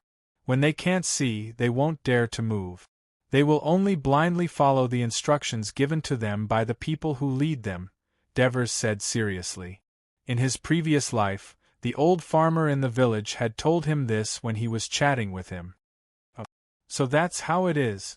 I'll try." Merce turned and ran, but he suddenly stopped. "Devers, I hope you can come here often. If you want to play with women, I won't charge you." Devers smiled. "This is a serious fatty." Chapter 13. When the sun began to set in the west, the soldiers began to organize their equipment. They put on the breastplate, which was made of multiple layers of linen glued together. It was about 5 or 6 centimeters thick, very hard and tough, but not too heavy. The hem reached the thigh and was cut into a wing-like shape to facilitate movement. They put on the shin plate to protect their calves. They tied the Greek army knife to their waist. It was a curved sword, 65 centimeters long, single-edged, and curved like a dog's hind leg. Corinth's helmet could not be worn at this time, because marching at night made it hard to see clearly, and this kind of helmet, which only exposed the mouth and eyes, would narrow the vision. Devers imitated others and tied the helmet to the 2-meter-long spear. The spear was the main weapon of the Greek heavy infantry. The spear shaft was made of ash, the leaf-shaped spearhead was made of iron, and the end of the spear shaft was inlaid with a copper tail nail. Devers picked up the round shield with his left hand. It was shallow bowl-shaped, made of wood inside, and covered with copper outside. It was about 90 centimeters in diameter, and the face of Minotaur was painted on the shield. There was a belt on the inside that could be inserted from the left arm to the elbow, so that the soldier could put his entire left forearm on the round shield. Not only did it save effort, but it was also easier to defend and attack with the shield. There was also a small metal hook inlaid on the outer edge of the round shield, which could be hung on the shoulder, making it easy to carry when marching. Devers held the shield in his left hand and the spear in his right. He could not help but smile bitterly. He had changed from a modern man to an ancient Western armored warrior. However, all the cells in his body were cheering and boiling, making him realize that this was the body's muscle memory at work. He tried to take a few steps and felt very comfortable. He was nervous and a little excited. Every man had the dream of a warrior in his heart. It was an inheritance in the blood of his ancestors since the era when they ate raw meat and drank blood. Modern people in the era of peace could no longer feel the courage to fight face to face, but the Devers of this era had such an opportunity. While Devers was still adapting to the equipment, Helos reminded him, "You still have things you haven't taken." He saw 2 javelins and a skewer of sausages on the ground. He smiled bitterly. "I really brought this upon myself." He carefully put the sausage on his chest, afraid that the grease would get on his breastplate. At this moment, Antonios came over and said to Helos, "We have to go to the supply camp and move together with Mercis." After saying that, he nodded at the Devers. Obviously, the reputation of the Devers had reached the ears of this squadron leader, and he did not dare to take them lightly. "Who gave the order? Isn't Menon still with Aureus?" Helos asked curiously. He was not too willing to move together with the supply camp. Not to mention the slow movement, it was also very dangerous. "Adjutant Felicius's orders." He's temporarily acting as Menon's commander. The last time the Persia attacked our camp, most of the slaves in the supply camp escaped. They are now short of manpower, so Mirzas specifically asked us to help. As he finished speaking, he glanced at the Devers again. Devers, you didn't expect this, did you? We meet again. He walked past the officers and soldiers and gave the Devers a hug. He knew it was this fatty who was playing tricks. The Devers smiled helplessly. Everyone else, go get the animals. The Devers will come with me, he ordered. This fatty was strict and ruthless when he was not familiar with you, but once the relationship was good, he was overly enthusiastic. Wasn't this helping him attract hatred? The Devers hurriedly refused. The supply camp had hundreds of animals and dozens of ox carts full of goods, as well as many slaves and women. At the same time, the column formed could be up to 2 miles long. This was just a military camp. One could imagine how bloated the entire Greek mercenary army was. The Devers observed all this and pondered in their hearts. At this moment, a long camp horn sounded in the night over the noisy camp. It was time to set off. The Devers subconsciously tightened the ox rope, feeling a little nervous. The team began to move forward.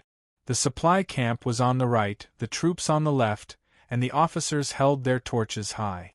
Under the illumination of the cold moonlight, the entire Greek army was like a long fire dragon that couldn't be seen, slowly crawling forward. After walking for about 2 hours, they heard the sound of running water in front of them. The Devers knew that they were almost at the Euphrates River. The river at night was dark, and when they looked into it, it seemed to be infinitely wide and deep, inspiring great fear. So the team was much quieter, lest they alarm the river god. At this time, the formation naturally became the supply camp, marching along the left bank of the Euphrates River. The troops were on the outside, protecting the property of their camp. Obviously, the leaders had some experience in marching at night. Divers saw all of this and learned from him. Menon's troops were at the end of the line. Of course, this was not Malone's request. In fact, he had asked someone to come back and ask his troops to walk in the middle of the line. But the leaders were all dissatisfied with Menon. Because when they first marched from Asia to Babylon, Menon had rushed to be the vanguard in order to perform in front of little Cyrus, burning and looting, and had gained a lot of benefits. Now that they were going to retreat, they wanted to walk in the middle so that their soldiers would not be attacked and lose less. How could he take all the good things? So they unanimously decided to let his team go last. This was what Mirzas, Myron's confidant, had told the Devers, giving him a certain understanding of Menon. At this moment Tormid, the herald of the army, finally rushed to Menon's team and relayed the order. The front has already met up with Aureus's army. The leaders are discussing with Aureus. Please rest where you are, keep your guard up, and wait for orders. The quiet team suddenly became restless. We can finally rest for a while. We've been walking for 2 hours. I'm dying of exhaustion. Me too. It's too tiring to lead the ox cart. We can't follow the supply camp tomorrow. That's right. Go tell the squadron commander tomorrow. Say it now. Looking at the noisy warriors, the Devers stood up and said loudly, "Brothers, please be quiet. Brothers, I'm Devers." Unexpectedly, his shout was more effective than that of the squadron commander, Antonios. The soldiers of the supply camp stopped making noise and wanted to hear what the blessed had to say. "I'll tell you a story to relieve your fatigue, okay?" "What story?" "It's called Eris and the 40 Thieves. Sounds good. Tell me about it." So, the Devers cleared his throat and began to speak loudly. Once upon a time, there was a family living in a small town in Ionia. Gradually, the supply camp became completely quiet, and even the pack animals stopped neighing. The soldiers, as well as the slaves and women, listened attentively. They were envious that Eris had inadvertently obtained the thieves' wealth, amused that Eris's brother was randomly using the cave password, nervous that the thieves had found Eris's house, and applauded the slave girl's wisdom. After the story was told, everyone was still unsatisfied. Eris is so lucky. He's lucky because he has a smart and beautiful slave girl from Persia. Yes, I think he can redeem the slave girl and make her a free person. After all, she saved Eris. Idiot! He should marry the slave girl as a concubine. That way, the slave girl can continue to help him. Everyone discussed endlessly. Devers, is there really a cave full of gold and silver? Even Mercies could not help but lean over to the Devers and ask. Antonios looked at the back of the Devers in front of him, and could not help but sigh. Helos, your village has produced a talent. Are you talking about the Devers? Of course, he's a blessed. I even want to give him my position as squad leader. Squad leader? Antonios curled his lip. A mercenary leader would often replace his soldiers, and most of the middle and senior officers who led the team were his confidant. They would not be easily changed because it would make it easier for him to control the troop. Antonios had been with Menon for 5 or 6 years, and because he had taken on missions, he had seen many powerful figures in Greece and Persia, so he had some experience in judging people. After a day of observation, he found that the Devers had a calm personality and was not at all like a 19-year-old child. He did things methodically, treated people modestly and politely, and was eloquent. The soldiers were happy to get close to him. However, he often had fantastic ideas and could solve problems that others could not solve. When marching, he saw with his own eyes that the Devers were either helping others carry shields or push carts. Such a person, even though he was young, could be trusted. Chapter 14. The next day, at the first glimmer of dawn, the army was urged to hurry on with their journey. Menon bade farewell to Arius and rushed back to lead his troops. As he rode towards the tail of the long dragon of Greek mercenaries, he cursed Crocus and the others in his heart. He believed that he had allowed his troops to serve as the rear guard because the mercenary leaders were jealous of his close relationship with the Persia and persecuted him. At the same time, he noticed that the marching soldiers looked tired and complained. It turned out that because of the march last night, the rest time was too short, and they had to guard against Persia's sneak attack. They had basically slept on the ground. Early in the morning, they had to hurry again, and the soldiers were soon tired and hungry. However, the lack of food in the various supply camps caused the morale of the soldiers to drop. Menon thought, the food situation in the other camps is so bad, wouldn't the subordinates who have been bullied because of my absence be even more miserable these past 2 days? He was afraid that the soldiers would cause trouble, so he urged his horse all the way, and only slowed down when he saw many familiar faces. He was surprised to find that, unlike what he had imagined, these soldiers were in good spirits, and many of them were chewing on a string of black things hanging from their chests as they walked. So, he curiously called over a team officer to ask, "This is called bacon sausage.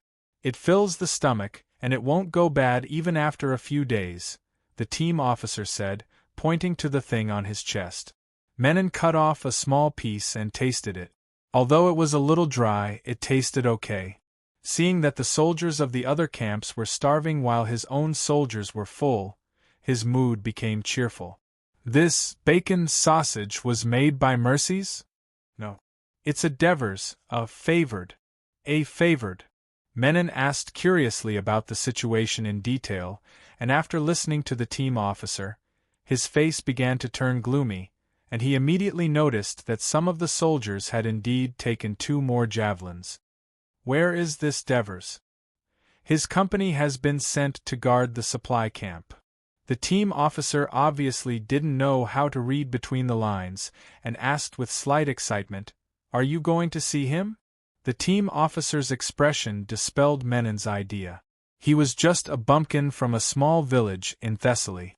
Was he worth making a fuss about? It was not in line with his status to meet a soldier in a hurry. Moreover, they were on the march now. There would be plenty of time for him to meet him in the future. From early morning to late afternoon, the troops kept marching without any rest. Devers felt as if their legs were filled with lead, and every step was difficult. Their throats were dry, and their shields, spears, and javelins were all burdens. In the morning, he could still talk and laugh with his companions, but now he felt that even opening his mouth was a waste of his strength. However, he gritted his teeth and persevered, because his companions around him were also marching in silence. Finally, the troops stopped. The news that came from the front made them, who had just heaved a sigh of relief, nervous again. Persia's cavalry was spotted. It was not long before news came that they were not horsemen, but the beasts of burden of Persia grazing. The procession continued to advance. The sky was getting dark, and after walking for a short while, Devers saw dense plumes of smoke rising in the distance. Helos told him, that must be the camp of the Persia army. However, the procession was still moving forward, without the slightest intention of taking precautions or hiding. It was late and there was no moonlight. The soldiers relied on torches to move forward, and the march became more difficult. Finally, an order came from the front: pitch camp and rest. The terrain here was flat and there were few trees. In addition, it was impossible to direct the construction of camps in the dark. At the same time, because there were Persia troops nearby, they were worried about being attacked. The soldiers shouted the names of their friends to each other and gathered in groups to find a way to camp. The equally exhausted team officers could not control the order, and the entire rear guard was shouting in a mess, like a boiling cauldron, making a loud noise.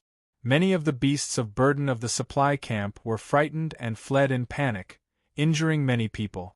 The screams made the troops even more frightened and uneasy, and they were in danger of collapsing at any time. At the critical moment, Cricus sent out the only cavalry squad in the Greek mercenary army, all armed with torches, to rush to the rear guard and loudly announce Cricus's orders, asking the soldiers to remain silent. At the same time, he ordered the supply camp to look after the livestock and punish anyone who let go of the beasts of burden. After capturing a few soldiers who were causing trouble out of fear, the troops gradually returned to silence. Only then did Menon find the leader of the cavalry, Tormid, known as the best herald. How did Cricus command the troops to march? There was almost a howl in the camp. I was gone for just 1 day, and things have gotten so bad. He's not fit to command the entire army. Menon took the opportunity to belittle Cricus. Tormid tactfully said nothing. Where is he now? Tormid hesitated for a moment. In the front guard. Menon noticed his hesitation and immediately asked, Is he like us, without a camp to live in? Tormid had to tell the truth. The front guard lives in the village. Menon, this is a special time. Menon interrupted him with a sneer. This is the so-called fair and just Cricus? He lives in a warm house while we sleep on the cold and wet ground. Menon also understood that it was not appropriate to agitate the soldiers at this moment, but he could not help but roar. Fortunately, the soldiers around him were already exhausted from the previous torment, and after a few curses, they all fell asleep on the ground. Menon! Menon! Someone shouted at this moment. It was Mercis. Menon hurriedly brought him over. How are things over there? Are there any losses? The supply camp was the place he was most concerned about, because his belongings were all there. Only with money could there be soldiers. No. A smug smile appeared on Mercis's fat face. We formed a large circle around the supply wagons, tied the beasts of burden to the wagons, and everyone slept inside. It's very safe. Don't those animals kick and scream? Tormid asked curiously. Most of the supply camps he had seen before were in chaos. It was the Devers who told me to blindfold these animals, and they were very obedient, Mercis said excitedly. It was that Devers again. Menon frowned. Menon, this little guy is very smart.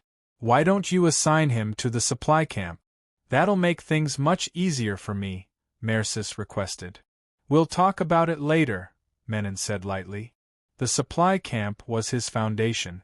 Mercis was his relative, and he was good at financial management and had no ambition. That was why he dared to use him with confidence. What if he let a stranger into the supply camp, and a smart stranger at that? What if he discovered his secret?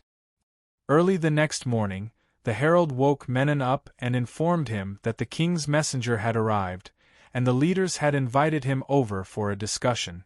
Menon mounted his horse and galloped towards the mercenary camp at the front. He could no longer see the Persia camp in his field of vision. It turned out that the loud noise of the mercenaries last night had frightened the Persia people, and they had retreated 10 miles from the camp overnight.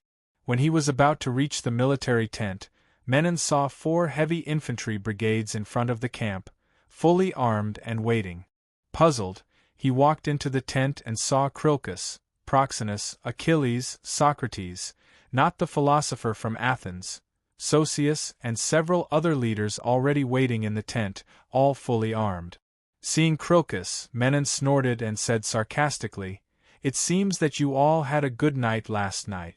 Only my soldiers are more pitiful, sleeping on the wet ground all night." As a Sparta, Crocus was straightforward and stubborn. He also disliked Menon and did not want to talk to him much. Achilles chuckled. "Oh, since when did Menon start to care about the soldiers?" Proxenus hurriedly came out to smooth things over. "Menon, I heard from Tormid that there was no accident in your supply camp last night." "That's amazing. Teach us some of your experience too." "It's not just the supply camp. Menon's soldiers also made something called bacon sausages. As a result, everyone starved except for his soldiers," Socrates said to the others. "That's right," Socrates said to the others. His troops happened to be in front of Myron's troops in the marching column, so he knew the situation better. "Menon, tell us about your experience in the camp." The requests of Sosius and the other leaders made Melon a little smug, and he could not help but say, "Even if the environment arranged for me is difficult, I can still think of a way to solve it. So it's not a good leader to just know how to fight. All right, let the messenger of the king of Persia come in. Let's hear together, what new proposals does this king have?" Crocus interrupted Menon's bragging. Chapter 15. Unexpectedly, the Persia emissary did not mention the surrender of the Greek mercenaries, but proposed a truce between the two armies. Of course, the mercenaries, who were already in trouble, could not ask for more. After some negotiations, the two sides reached a truce, and the Persia would provide provisions for the Greek. This was a blessing for the mercenaries, because their food reserves had been depleted. Originally, they were going to burn and loot the villages along the way. Although there was a truce, Crocus did not let down his guard. The Persia emissary led the way in front, and Crocus ordered the whole army to march in a battle formation of 3 columns and 4 columns. Along the way, they encountered trenches 3 or 4 meters wide blocking the way. The trenches were filled with sewage, and the soldiers had to cut down trees to build wooden bridges. The Devers in the supply camp of the rearguard had it easy. "Look, that's Crocus." Following the direction of Oliver's finger, Divers saw a tall middle-aged man. His upper body was bare, and his muscles were bronze in color. There were a few obvious scars on his body. He was carrying a piece of freshly cut tree trunk with the soldiers. Walking to the ditch, he took the lead and jumped into the ditch without hesitation. Not caring about the mud splashed on his head, he immediately began to repair the broken wooden bridge. "Yes, this is Crocus. And where is our Menon?" Matones said with a sigh, full of meaning. Due to the conflict between Menon and Crocus, the troops led by Menon had also fought because of the conflict. But the soldiers were not fools. They had seen what their leaders had done. Who was trustworthy? Who was more capable? Their hearts were as clear as a mirror. There were more than a dozen mercenary leaders, but why was Crocus the leader? It was not unreasonable. This was the way of commanding troops. The Devers had been watching Crocus' performance, and said to themselves in their hearts. Near dusk, the Greeks arrived at their destination. The Persia emissary not only prepared comfortable accommodation for the Greek mercenaries in the village, but also provided abundant food.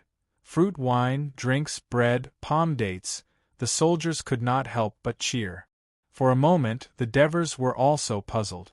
Could it be that the Persia were really afraid of the Greek heavy infantry and really wanted a truce? Just as he and his companions tasted the food and were about to gorge themselves after confirming that there was no problem, Antonios came. "Devers, Menon wants to see you." "Now?" Devers gulped. "Now." Antonius nodded. "Don't worry, it's nothing. Menon just heard that the Devers had helped us solve several problems. Out of curiosity, he wanted to see him. Maybe there would be a reward." Seeing the concerned looks on everyone's faces, Antonios made a guarantee. Antonios took the Devers to a large house in the middle of the village and said to the guard at the door, "Menon wants to see the Devers." "He's already here." The guard looked at the Devers curiously, then said, "Menon is busy right now. Please wait a moment." After a while, there was still no movement inside. The Devers still spoke to Antonios calmly. Antonios, however, was anxious. "What's not done yet? I'll go in and urge him." With that, he was about to rush in when he was stopped by the guard. "Antonios, do you want me to be scolded?" Antonios glared at him, and the guard finally gave in. "I'm afraid of you, I'll go in and take a look." With that, he turned and ran into the house. After a while, he came out. "Go in, Menon is waiting," he said, but his eyes did not dare to meet Antonios. The Devers were about to go in when Antonios pressed his shoulder and said, "Menon sometimes has a bad temper. If he says something about you, don't argue with him, just listen." The Devers smiled and said, "Don't worry, I'm not a child." Antonios nodded. The conversation along the way gave him a deeper understanding of the Devers. This young man was far more stable than his peers. Watching the Devers enter the house, Antonios thought, "That's not right. If he's not a child, who is a child? Menon?" He smiled helplessly. It seemed that this young man was not to be trifled with. He turned to the guard and said angrily, "Bordicus, you deliberately left us here." "Oh, Antonios, you're a sensible man. Who else but Menon would do such a boring thing?" "Humph! That young man is the favored of Hades you mentioned? I think he seems to understand what's going on, and he just smiled at me." The Devers certainly understood what was going on. He had seen a lot in his previous life, and it was just a show of strength. The more people used this method, the less confident they were in their control. Was Menon such a person? The Devers curled his lips and crossed the small courtyard to the main house. "Leader Menon, the soldier Devers have been ordered to come. Come in." A sharp and clear voice came from the house. The Devers strode into the house. There was a man sitting in the middle of the living room, still wearing a shiny breastplate, but it did not seem to make him more dignified, because if he shaved off his white face, he would definitely be considered handsome. The Devers could not help but think of some bad rumors about Menon, such as the ambiguous story between him and Aureus, the adjutant of Cyrus the Younger. He suddenly felt a little nervous. This man couldn't be thinking about me. Menon was also sizing up the Devers. A strong body, average height, average appearance, and a slightly immature face without even a beard, but standing there, he gave off a different temperament. "Well, I heard you're some favored, so I'd like to ask, is the truce with us in Persia sincere? Or do they have other ideas?" Menon asked seemingly casually. "Sorry, leader. I don't know." The Devers answered without hesitation. The Devers' direct answer stunned Menon a little, and finally a smile appeared at the corner of his mouth. "Then tell me, can we go home safely this time?" "I don't know." The Devers' answer was still straightforward. "Bastard!" Menon flew into a rage and slammed the chair hard. "Didn't you say to the whole camp that you had an oracle? Didn't you tell the others that you knew everything? Now you're not talking. You liar." The Devers raised his eyebrows. "Leader Menon, I'm lucky to have survived the battlefield, but I've never claimed to be a favored. My teammates can attest to this. What other people think and say is their business, and I don't care. As for the oracle, I've never said anything about it." It's just that sometimes when I chat with my teammates and talk about what we might encounter next, I'm lucky to say it. Whether we can go home safely is something you have to worry about, leader. We soldiers just want to talk and get some comfort and encouragement after the battle. After hearing this, Menon's first reaction was that this guy was eloquent, and he couldn't find anything to counter him for a while. The way he looked directly at Menon with a calm gaze made Menon feel the other party's boldness. Menon was a little irritated, and after a moment of daze, he waved his hand and said, "I'll look into what you said. In short, don't speculate about the Persia, it will affect the morale of the soldiers." The Devers immediately bowed his head and said obediently, "Yes." Menon's mood improved a little, and he reached out to grab a handful of drachmas and said, "Anyway, this time your idea helped our troops, and this is a reward from me, the mercenary leader, Menon. Remember, next time you have any good ideas, just tell me and I'll give you a reward." The Devers pretended to be happy and reached out to take it. "Thank you, leader." Chapter 16. It should be said that the Persia not only fulfilled their promise, but they also did it very well. They brought the Greeks to a fertile land. The land was densely covered with farmland and surrounded by more than a dozen rich villages. The Greeks even vacated 2 villages for the garrison camp and prepared a lot of delicious food. After a few days of exhaustion and hunger, the soldiers ate to their heart's content. The next day, when Divers woke up, he felt that his fatigue had been swept away, and he was full of energy. Thinking of what the Persians had done, he was a little confused. If this was a strategy of arrogance, was it really necessary to pay such a big price? Could it be that this was a country that bullied the weak and feared the strong, just like the Northern Song in China's history? He tried to recall what the university professor he had invited to teach him when he was studying at the party school in his previous life.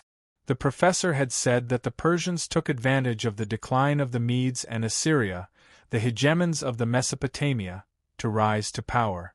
Because Cyrus had adopted a policy of tolerance for the cultures and religions of all races surrendered wherever they went, and their territory snowballed. How could such a vast territory be managed? First of all, Persia's birthplace, Persepolis, was the capital and was personally ruled by the king. Mesopotamia was the most fertile area and was directly ruled by the king. Other areas were governed by governors. Most of the ethnic groups were autonomous and paid taxes regularly.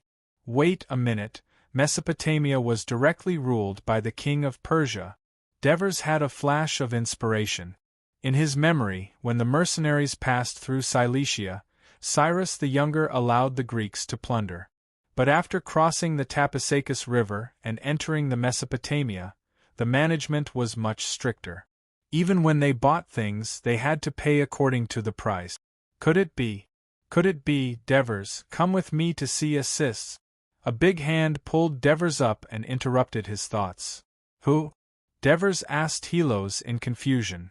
Assists is Antonios's nephew.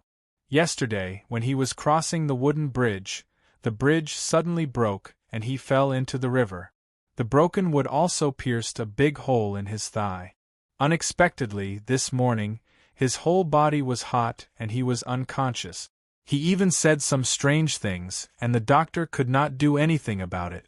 Antonius wants you to take a look, Helos said anxiously. Strange words. It seems that he has already reached hell and encountered Rhadamanthos. I reckon there's no hope. When Oliver saw Helos glaring at him, he quickly corrected himself. Of course, Devers. You are Hades' beloved. He has no choice but to come back to life. Devers looked troubled.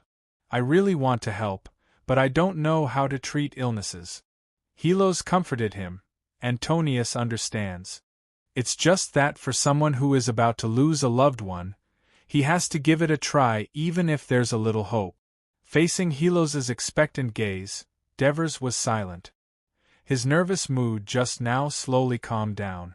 Even if I can't save assists, can I erase the help I've given to everyone these past 2 days? Apart from pretending to be mysterious, Can't I gain their trust with my abilities? Without this nickname, perhaps some of Menon's jealousy and hatred toward him could be relieved. Thinking of this, he nodded and said, "Okay, I'll go with you. I'll go too." Geogris, who was in the room, also stood up. They came to a room with closed doors and windows. There were shadows in the room. "Devers is here." His words quickly made the people make way for him. Devers came to the bed and saw a young man in his 20s lying on the bed, his eyes closed, his lips dry, and his body red. There was a wedge-shaped wound about 6 centimeters long near his left thigh, and the wound was swollen to the size of a fist. He was talking nonsense, and his hands and feet were twitching, but he was held down tightly by someone. Devers first put his hand against the patient's forehead, and it was so hot that it burned his hand. He then gently pressed his hand against the swelling, and green pus flowed out of the wound. His fingers felt sticky, and there was a faint fragrance. At this moment, the man who was holding down the patient raised his head, looked at him, and said, "I applied sesame oil made from grape leaves to the wound, hoping to calm him down, but it doesn't seem to be working. His name is Helps, and he's our camp's doctor," Hilo said in a low voice, seeing the Devers's confusion. Such a strong man was actually a doctor? Devers looked at him and blurted out, "Why don't you use bloodletting? Is it necessary to use bloodletting? I was considering that in case of bloodletting, it would take a long time for a cyst to recover, and we're on our way home." Helps explained, "I even used what little malficarum I had left, but it seems that the spice therapy didn't work at all." He looked a little depressed. "No wonder there was a strange smell in the air, and I thought it was the body odor of these people. Didn't the West love to use bloodletting to treat diseases before the Renaissance?" Devers thought about some interesting stories about the ancient West that he had read in his previous life. "Oh, what's your name? Which camp did Antonio's invite the doctor from?" Helps asked. Devers hesitated, thinking about how to answer. Antonio's, who was waiting anxiously at the side, interrupted, "He's Devers, the god's favored of Pluto Hades." After saying that, without looking at Helps's expression, he asked the Devers anxiously, "Assists? Does he still have hope?" "I'll try my best, but I might not succeed," Devers answered cautiously. "Just try your best. Just try your best." Antonio's tired face had a hint of relief. "Do you need us to prepare the altar and the statue of Hades now?" "What for?" "For praying." Devers glanced around. Except for Helps, who was watching coldly, the others were looking at him with anticipation and excitement. They were waiting to see the god's arrival. Devers found it funny and said solemnly, "I don't know how to pray. I don't know how to pray either. But I know some other methods of treatment and I can try it. If you only want God to save assists, then I can only leave." Some people groaned in disappointment. Antonio seemed to understand something, and immediately said firmly, "We'll do as you say." Devers said this because, first, he wanted to find a way out if his treatment failed, and second, he didn't want these people to associate him with God. "Ask everyone to wait outside. Open the doors and windows. Boil a jar of water, find a few clean linen cloths, and put them in the boiling water. At the same time, find a sharp, unrusted knife and put it in the boiling water. Also, bring a few jars of cold water into the house." Devers instructed slowly and clearly in a loud voice. Antonio's, Hilo's, and Geogris didn't question him at all. Instead, they began to carry out his orders seriously, rushing around. Helps originally thought that Devers was a witch doctor, and he didn't look friendly at all. Now that he saw that his arrangements were quite serious, he couldn't help but ask curiously, "Devers, how are you going to treat him?" The wound didn't bleed a lot, so obviously, the blood vessels weren't injured.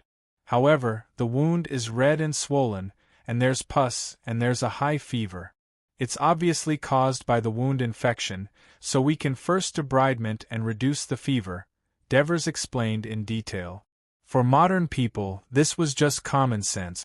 However, in this uncivilized era, people often thought that it was the work of gods and spirits, which was why witch doctors were so popular. Helps had previously thought that Devers was a witch doctor. After listening to Devers's words, Help's eyes lit up. This is similar to the method that Hippocrates proposed to treat fractures, debridement, traction, and reduction. Hippocrates of Kos? Devers was very familiar with this name. After all, Hippocrates was known as the father of Western medicine. Yes. Do you know him? I'm not familiar with him, but I've heard of him. When I passed by the Aegean Sea, I wanted to visit him, but he wasn't there. Although many doctors in Greece don't agree with him, he has indeed cured many people.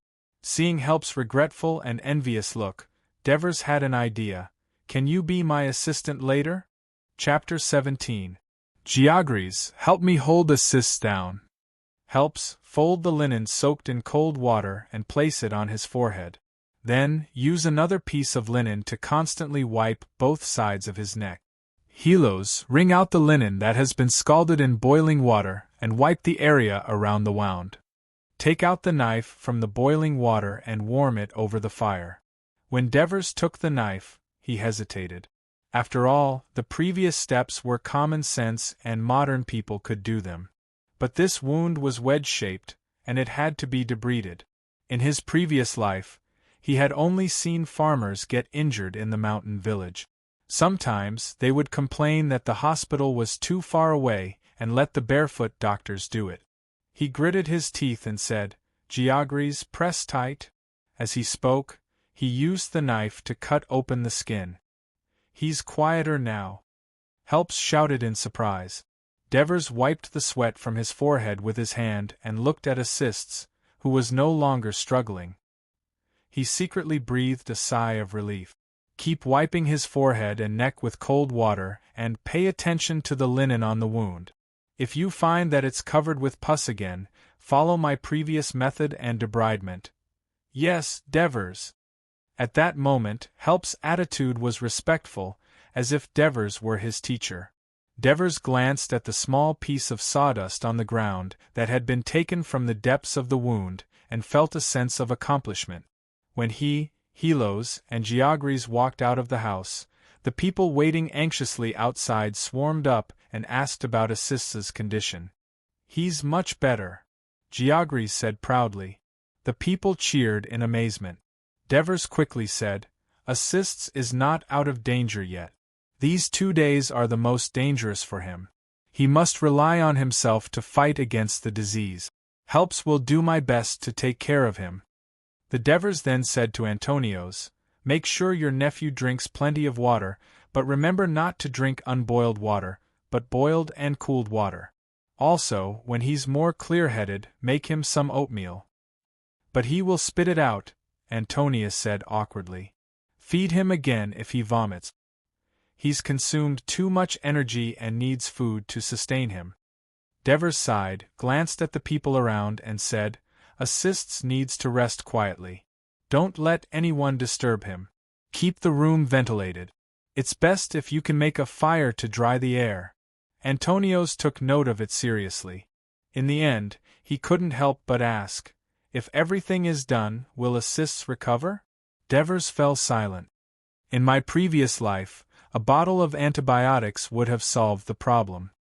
However, this was an uncivilized era that lacked doctors and medicine. In addition, he was also a second-hand.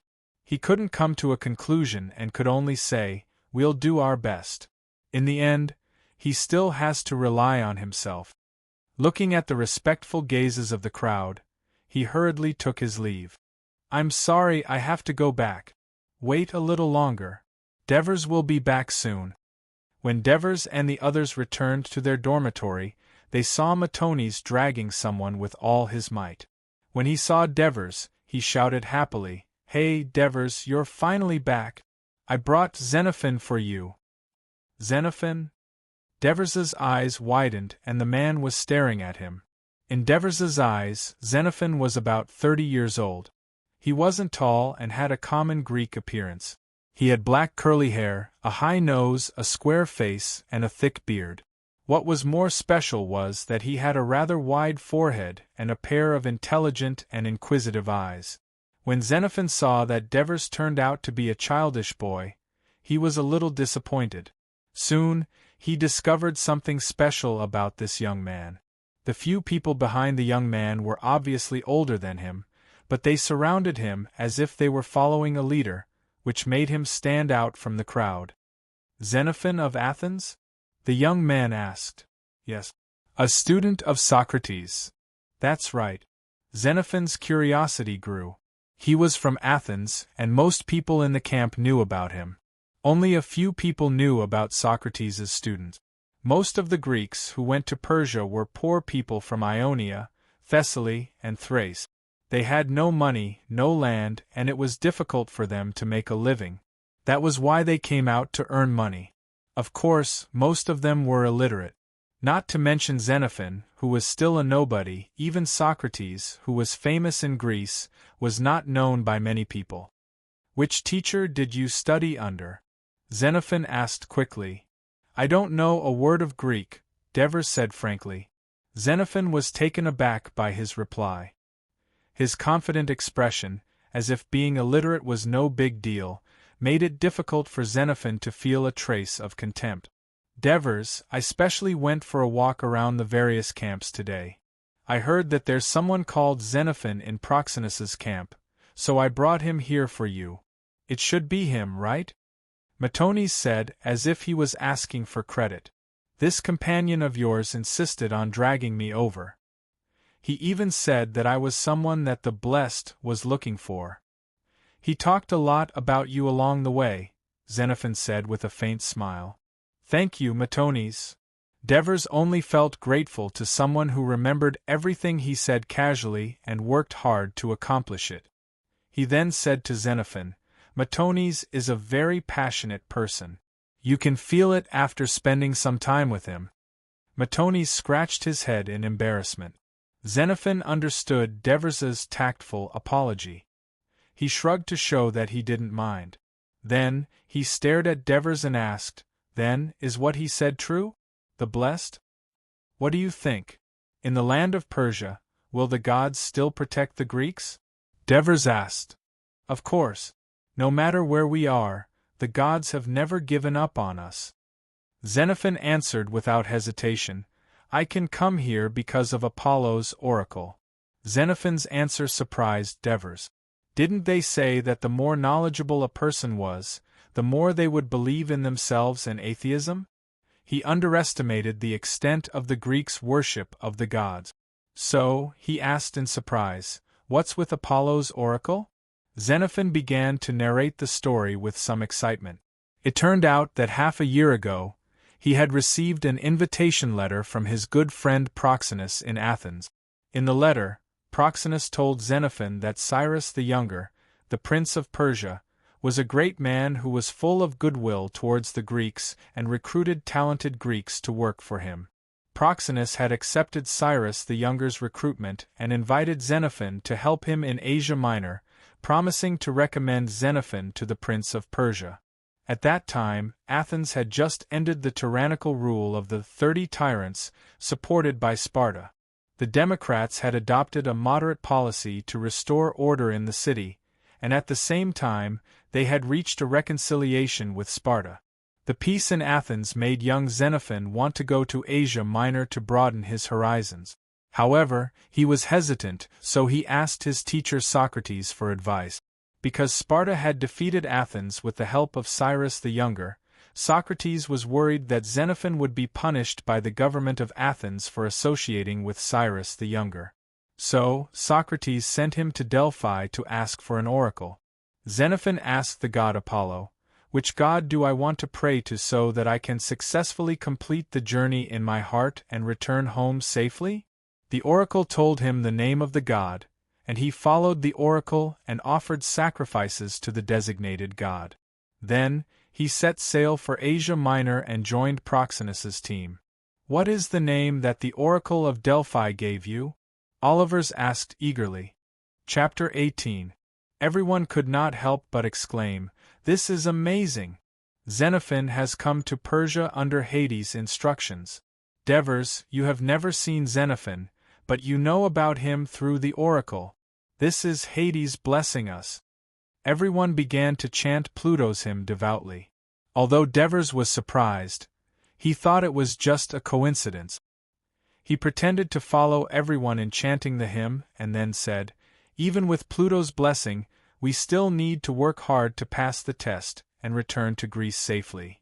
Devers are not very confident about returning home smoothly? Xenophon looked at the Devers. Xenophon believed in prophecies, dreams, and prophecies. It was because he heard that the Devers were Hades' favorites that he had come to investigate. Because of Hades, he believed that there must be some mysterious connection between him and the Devers. "I'm just an ordinary infantryman, like a frog in a well. I don't understand the situation at the top. So it's inevitable that I'm confused," Devers said calmly. "You are a close friend of Proxenus and the most outstanding student of Socrates. I hope you can tell us what kind of situation we are facing now so that we can clear up our confusion."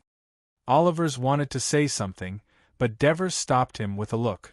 Xenophon did not pass on the responsibility and said, "I think our return to Greece should be smooth this time." "Why?" Xenophon felt a sense of responsibility because he had come to Persia under the guidance of the gods. In the face of this possible disaster, when everyone was panicking, he thought that this was the reason the gods had sent him. So he had been running back and forth in the camp these few days, helping Proxenus stabilize the morale of the army. He looked at everyone and said patiently, "First, our Greek heavy infantry is strong while the Persia army is weak. Since the battle at Hot Spring Pass, we Greeks have always had the upper hand against the Persia. The previous battle with the Persia king is even more telling. Our fierce charge directly caused them to collapse. It can be seen that the Persia's fear of the Greek heavy infantry was deep in their blood. Although their cavalry is stronger than ours, what use is that? The cavalry can only investigate and harass, but they don't dare to fight head-on, which doesn't help their combat power increase." "That's right, the cavalry are all cowards," Matones exclaimed in agreement. Xenophon suddenly looked a little embarrassed. "But the Persia cavalry's javelins and arrows have caused us a lot of trouble," Helos reminded. "But the cavalry is just like their infantry. They lack the skills and courage to fight us head-on. Bows and arrows alone won't be able to shake our courage. As long as we decide to retreat, they won't be able to stop us from leaving," Xenophon said confidently, based on his understanding of the cavalry.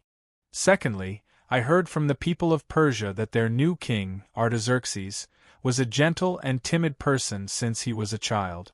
This was also the reason why little Cyrus dared to rebel. It is said that in the region of Susa and Persia, the friends of Cyrus the Younger have responded. Though Artaxerxes was fortunate enough to kill Cyrus the Younger, he would never dare to risk his life to fight against us, who are stronger than him, while his rear has not yet been pacified. Thirdly, our commander, Glaucus, is a very capable man. Though I am from Athens and he is from Sparta, I have to admit that during the war between Athens and Sparta, he caused a lot of trouble for Athens. After that, he defeated the Thracians many times at Chalconies. Proxenus, Menon, and the other leaders are also experienced commanders. Having dealt with the people of Persia all year round, they know the people of Persia very well. The commander of the Persians was King Artaxerxes of Persia, who had just ascended to the throne and had never commanded an army before. The general that he relied on, Tissaphones, was easily defeated by us. They weren't a match for these leaders at all." Devers listened carefully to Xenophon's speech. Through Xenophon, he learned a lot of things that he did not know before. This time, he applauded sincerely. "What a wonderful speech, as expected of an outstanding disciple of Socrates." "Yes, as expected of someone instructed by Hades. Your words have given us confidence," Helos said sincerely. In the face of everyone's praise, Xenophon's expression was calm. Convincing ordinary soldiers was a very common thing for him. His eyes fell on Devers, as if he wanted to see what was different about Hades's favored. But you forgot to say one thing. Devers certainly could not let the other look down on him, especially in front of his teammates. Although Persia has a large territory and a large population, it cannot be effectively governed. Most of the areas are still autonomous. They have their own culture and religion, and they only need to do two things to obey Persia's rule: pay taxes and serve in the military. The people of Persia only believe in themselves, so there are very few foreign officials in their army and court. Foreigners cannot integrate into Persia, so naturally they will not work for them. I think this is one of the reasons why the Persia army collapsed as soon as they met us. Xenophon carefully listened to what Devers said and recalled what he had seen along the way. It was very consistent. He was stunned. He, who had received a strict education, did not know Persia as well as an illiterate 19-year-old youth. If this was not a favored, then what was he? Xenophon could only comfort himself in this way. You are right. This is the drawback of a king's dictatorship. On the contrary, it is the advantage of the Greek democratic system. We are fighting for ourselves. The advantage of a democratic system? Devers seemed to see the face of the country that claimed to be the world's policeman in his previous life. He curled his lips in disdain, but the attentive Xenophon saw it. Devers, do you think I am wrong? Xenophon, when do you think Athens has been the most stable and prosperous in the past century? Devers decided to use the knowledge of his previous life to awe this historical figure in front of him and leave a deep impression on him, so that his name could be passed to the upper echelons of the mercenaries through him. The period when Pericles was in power, Xenophon answered without hesitation. You forgot to mention the period when Pisistratus was in power. Devers reminded him. It was under his rule that Athens completely owned the region of Attica, flourished the port of Piraeus, and made Athens the other powerful city-state in Greece apart from Sparta. But Xenophon did not expect Devers to mention Pisistratus. The people of Athens were proud of living in the most democratic Greek city-state, and almost no one was willing to talk about that dictator. He wanted to refute, but for a moment, he did not know how to start. After all, Xenophon, who had received higher education and had a wealth of knowledge, knew that what Devers said was the truth. Devers seized the opportunity and continued, You want to say, but Athens was stronger during Pericles' rule, right? However, there was a problem with this sentence when Pericles was in power. How many years had Pericles been a general? 30 years. He had never lost an election in 30 years, and he had been elected as the chief general many times. All the important laws and decisions of Athens, both internal and external, were proposed and formulated by him, which created the golden age of Athens. Wasn't this ironic to the democracy of Athens, which had an election every year, invented the law of banishment, and prevented dictatorship? Was Pisistratus a dictatorship? Pericles was democracy? Pericles was just more subtle and gentler than Pisistratus's political methods. How did the democratic system that you thought was superior exist without Pericles? Athens, which had more financial resources, a stronger navy, and more allies than Sparta, had internal strife and strife. The people of Athens were often unable to distinguish the truth from the lies, and were easily incited by the politicians. That was why, at the most critical moment of the expedition to Sicily, Athens' most talented general, Alcibiade, was forced to leave. The generals who had just won a crucial naval battle on the Agnestes island but failed to rescue the soldiers who fell into the water due to strong winds were easily judged and even executed by the people. These stupid actions of Athens were not uncommon in this long war with Sparta. Is this the perfect democratic system that the people of Athens believed to be? It used up the power that it had accumulated for 100 years in constant internal strife. The democratic system of ancient Athens was one of the key points that Devers studied in the party school in his previous life, because it was the origin of the modern Western political system. Devers still remembered it vividly. Note 1. The Western historians did not have a high evaluation of Xenophon, believing that he had only a superficial knowledge in the fields of history and philosophy.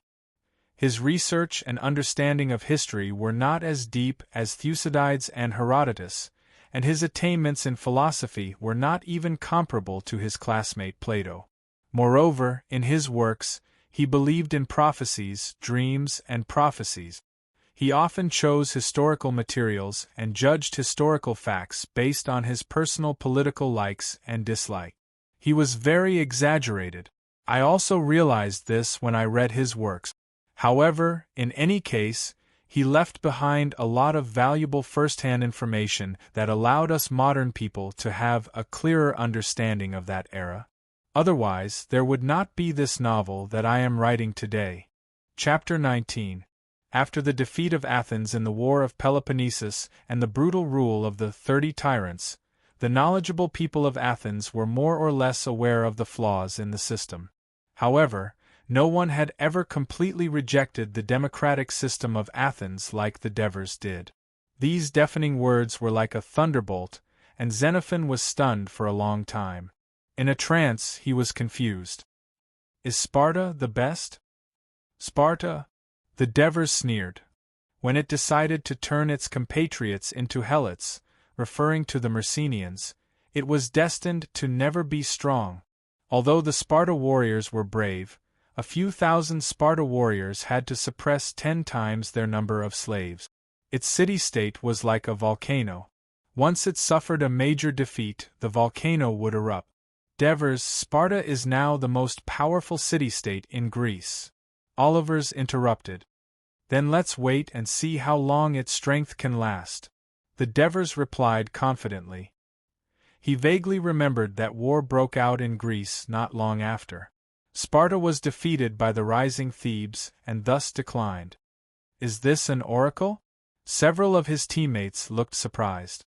The Devers smiled but did not answer. In that case, which city-state has the best system? Xenophon asked unwillingly. The Devers also responded with a mysterious smile. At this time, Xenophon seemed to have regained his composure on the surface, but his heart was in turmoil. What he had been used to and believed for decades had been shattered by the Devers' words. He did not completely lose his composure because he relied on Socrates' many years of teaching, which made him better than the average person at learning and thinking independently. He could no longer stay uneasy. He had to go back and think about what the Devers had said. And so, he bid farewell to the Devers. Before leaving, the Devers asked in a seemingly casual manner, Xenophon, have you commanded an army before? I was a captain of the cavalry, Xenophon answered hurriedly. Looking at Xenophon's retreating back, Diver's expression became solemn. As a student of Socrates, Xenophon's knowledge was obviously far greater than that of his teammates.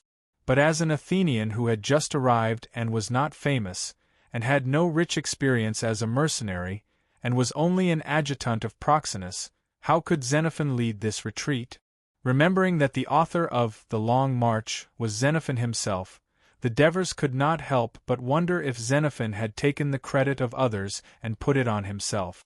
Devers, are Athens and Sparta really that bad? Compared to the others who were confused, Helos obviously understood and was even more confused. The Devers nodded and sighed. If it was a peaceful time, Athens and Sparta would live well, but this is an era where we will perish if we don't strive forward. Cyrus seemed to understand, but not really. He could not help but ask the same question as Xenophon. Then, is there any city-state in the Mediterranean that has a better system than Athens and Sparta? The Devers looked at Helos's curious and longing eyes and turned his head. On the horizon, the setting sun emitted its last rays before it set. Looking at the clouds that were dyed red, he thought of the Mediterranean world in the future, where wars would occur frequently and powerful states would rise one after another like a lantern, until the great emperor appeared, and the dazzling light shone on the Western world for more than 2,000 years. The Devers suddenly felt a sense of heroism in his heart. This time, he did not refuse to answer, but said with certainty, "Not now." If you and I can live forever, maybe one day you will be able to see it. Early in the morning, the Devers were in a daze when they heard the hubbub of voices outside the house. Awake! Awake! My nephew has woken up! Antonios burst into the house ecstatically and hugged the Devers. Thank you! Thank you! Assists has come back to life. The Devers was not fully awake yet. He asked in a daze, Really? It's true. Herpes, who was following closely behind, said excitedly, Assists has woken up. His body temperature is not as hot as yesterday. Although he is still very weak, he can already eat porridge made with bread. Devers, the method you taught him is really effective. Facing the admiring gaze of Herpes, the Devers's hanging heart finally relaxed. He suppressed his excitement and said calmly, Although Assists is out of danger, we can't relax yet. Continue to take care of him according to the method we taught him before, and let him recover as soon as possible. Yes. Herpes replied respectfully. Devers, there are a lot of people outside who want to see you, Helos said as he entered the house. Oh, it's Capus and the others. They heard that Assists has woken up and were very surprised. They insisted on coming over to see you. Maybe they want your help. Antonios answered with some shame. In order to save his nephew, the Devers had put in so much effort. They might even have prayed to Hades. Before he could repay them, he might bring new trouble to Hades. Capus. The Devers had no impression of the name. The other heavy infantry platoon leader of our camp, Helos explained. The Devers pondered for a moment and immediately stood up. Let's go out. Don't let them wait too long. Surrounded by everyone, he walked out of the house. Look, the Devers have come out. This is the Devers? He's too young. Don't look at him just because he's young. He's the real person favored by Hades. Otherwise, he wouldn't have been able to save Assists. It's not like we haven't seen how Assists looked when he was unconscious. Devers, one of my men, is also injured like Assists. His whole body is burning and he's unconscious. I hope you can help him. I also have an injured man. And me, in the small courtyard, the people squeezed together were waving their arms desperately. Their shouts were like a surging tide, each wave louder than the last. In the face of the situation that was getting out of control, everyone was a little nervous. Only the Devers's expression did not change. In his previous life, as a cadre who was promoted from the bottom up, he had seen the masses petition many times. Even when he was the village chief, there was once a meeting in town where the farmers surrounded the town government to demand an explanation for the land expropriation issue. The leaders all hid away, and only he stood up and faced the agitated farmers with hoes and sticks in their hands. He tried his best to persuade them to leave. The small situation before him was not difficult at all. Moreover, it was a good thing for him. He raised his hand and shouted, Everyone, please be quiet. Quiet. Quiet. Antonius and the others shouted as well. The people gradually calmed down. I am grateful for everyone's trust. The Devers said emotionally, We are all comrades who fight together and face death together. We are all good brothers who can entrust their right shoulder to their comrades to protect. If any of our brothers are injured, I will bring helps with me and do my best to save them. We will never abandon any of the injured. Helps was excited to hear his name. Hearing that, the soldiers in the courtyard were even more grateful. That's great. Thank you, Hades. Thank you, Devers. You are our savior. Devers, you are our best brother. If you have any requests in the future, I will do my best to fulfill them. In this era, it was common for soldiers to die from injuries or infections. It was also a nightmare that plagued the army. Now, the Devers had given them hope. Furthermore, this man was so generous and kind. How could they not be touched? Chapter 20. While the Devers and Herpes were discussing how to treat the wounded more efficiently, Menon sent a guard to call him over. As soon as he entered, Menon shouted angrily, I said, If you have any new ideas, you have to tell me first. And you promised. But now you've lied to me. You've broken your promise. What did I do wrong? The Devers was baffled. You could save those unconscious soldiers, but you didn't tell me in advance, but did it secretly. Menon's expression was displeased. When the Devers heard this, he was amused. Dear Leader Menon, the situation was urgent, and saving people was more important. If I had to report to you first, and then organize people to treat them, assists would have died long ago. The Devers said sarcastically, besides, this is not a new idea, but my ancestral medical skills. I'm here to be a mercenary, not a slave, and I have to get your approval even to treat a disease. Menon was speechless for a moment. Just now, when the soldiers shouted the name Devers, he was momentarily blinded by jealousy. Without thinking, he angrily called for the Devers, and ended up being embarrassed. He simply said, I still lack a guard here. From now on, you will be responsible for my safety, and you are not allowed to leave without orders. He had a hunch that he had to separate the Devers from the soldiers to avoid continuing to affect them, thereby weakening his control over this mercenary army. I'm sorry, Leader Menon. I'm more suited to be an ordinary soldier than a guard. Besides, my captain won't agree. The Devers guessed Menon's intentions, and of course he wouldn't agree. Menon didn't expect him to directly refuse and laughed angrily. I'm your leader. Who dares to disagree with my orders? I disagree. With a loud shout, Antonios stepped into the living room. I disagree too. Following closely behind was Capus, followed by several platoon jarls. Divers was relieved when he saw Antonios nodding at him. I'm safe. Of course, he didn't know that Helos had a bad feeling when the guard called him away and immediately ran to inform Antonios. That was why Antonios and the others appeared here so quickly. Who let you in? Where are my guards? Menon was anxious and angry. The fact that a few of his captains had come without notice made him feel uneasy. Chief, the wounded in the campsite are still waiting for the Devers to treat them. We can't delay any longer. Antonios listened calmly, but the hidden threat made Menon's heart tremble, and the cold eyes of the crowd made him feel even more guilty. He chose to give in and stammered, Devers used their brilliant medical skills to wake up the injured and unconscious soldiers. I am very happy. That's why I called him over. I want to appoint him as the camp doctor to treat more soldiers. I am very willing to treat the injured brothers. But no matter if it's a doctor or the bodyguard you mentioned before, I won't be them. I'm only willing to be a soldier under Helos, the Devers answered straightforwardly.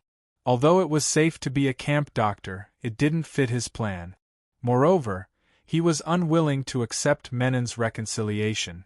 Since they had already fallen out, with his initial understanding of Menon, it would be difficult to heal. There was no need to be polite to him and give the wrong signal to the team officers who had come to support him. In front of everyone, Menon was embarrassed to be refuted by an ordinary soldier of low status. He immediately shouted, Devers! As soon as he said that, a deafening voice suddenly came from outside the courtyard, let our Devers back and give the soldiers a chance to live. Menon, if you don't let the Devers out, we'll rush in. It was the shouts of countless soldiers, which made Menon tremble with fear. Devers, you go back first, Antonios said. The Devers nodded and said loudly, Thank you, captains, for your help. When Menon heard this, he immediately turned his resentful gaze to the captains. After the Devers went out, he immediately said faintly, Antonios, Capus, you're also starting to oppose me? Menon, you're our leader, so of course we have to listen to your commands. But the Devers are Hades' favored ones, and the soldiers have witnessed many miracles he has created with their own eyes. The gods are watching us from heaven, blessing us to return home smoothly from the land of the other races, and not allowing us to blaspheme them in the slightest, Antonios replied tactfully. Menon, of course, heard between the lines. We all understand what you did to the Devers. We can listen to your commands, but when it comes to the Devers, we have to defend him."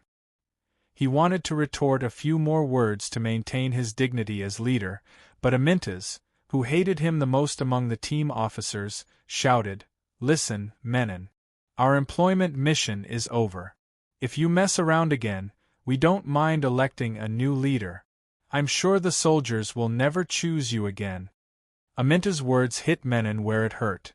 The mercenaries were a loose military organization, and Menon was able to become the leader because he had a wide network, could receive missions, get money, and pay the soldiers. The current situation was that after Cyrus the Younger died in battle, Menon had lost his employer, could no longer get money, and could no longer pay the soldiers. The reason why the soldiers still regarded him as their leader was that getting home safely was everyone's common goal, and they had to stick together. Stragglers could not survive in the land of Persia. The mercenaries' command system was ready-made, and the management was effective, and the soldiers were used to it. Secondly, after years of mercenary life, the experienced team officers under him were rarely changed, and most of them had a good relationship with Menon, helping him control the entire team.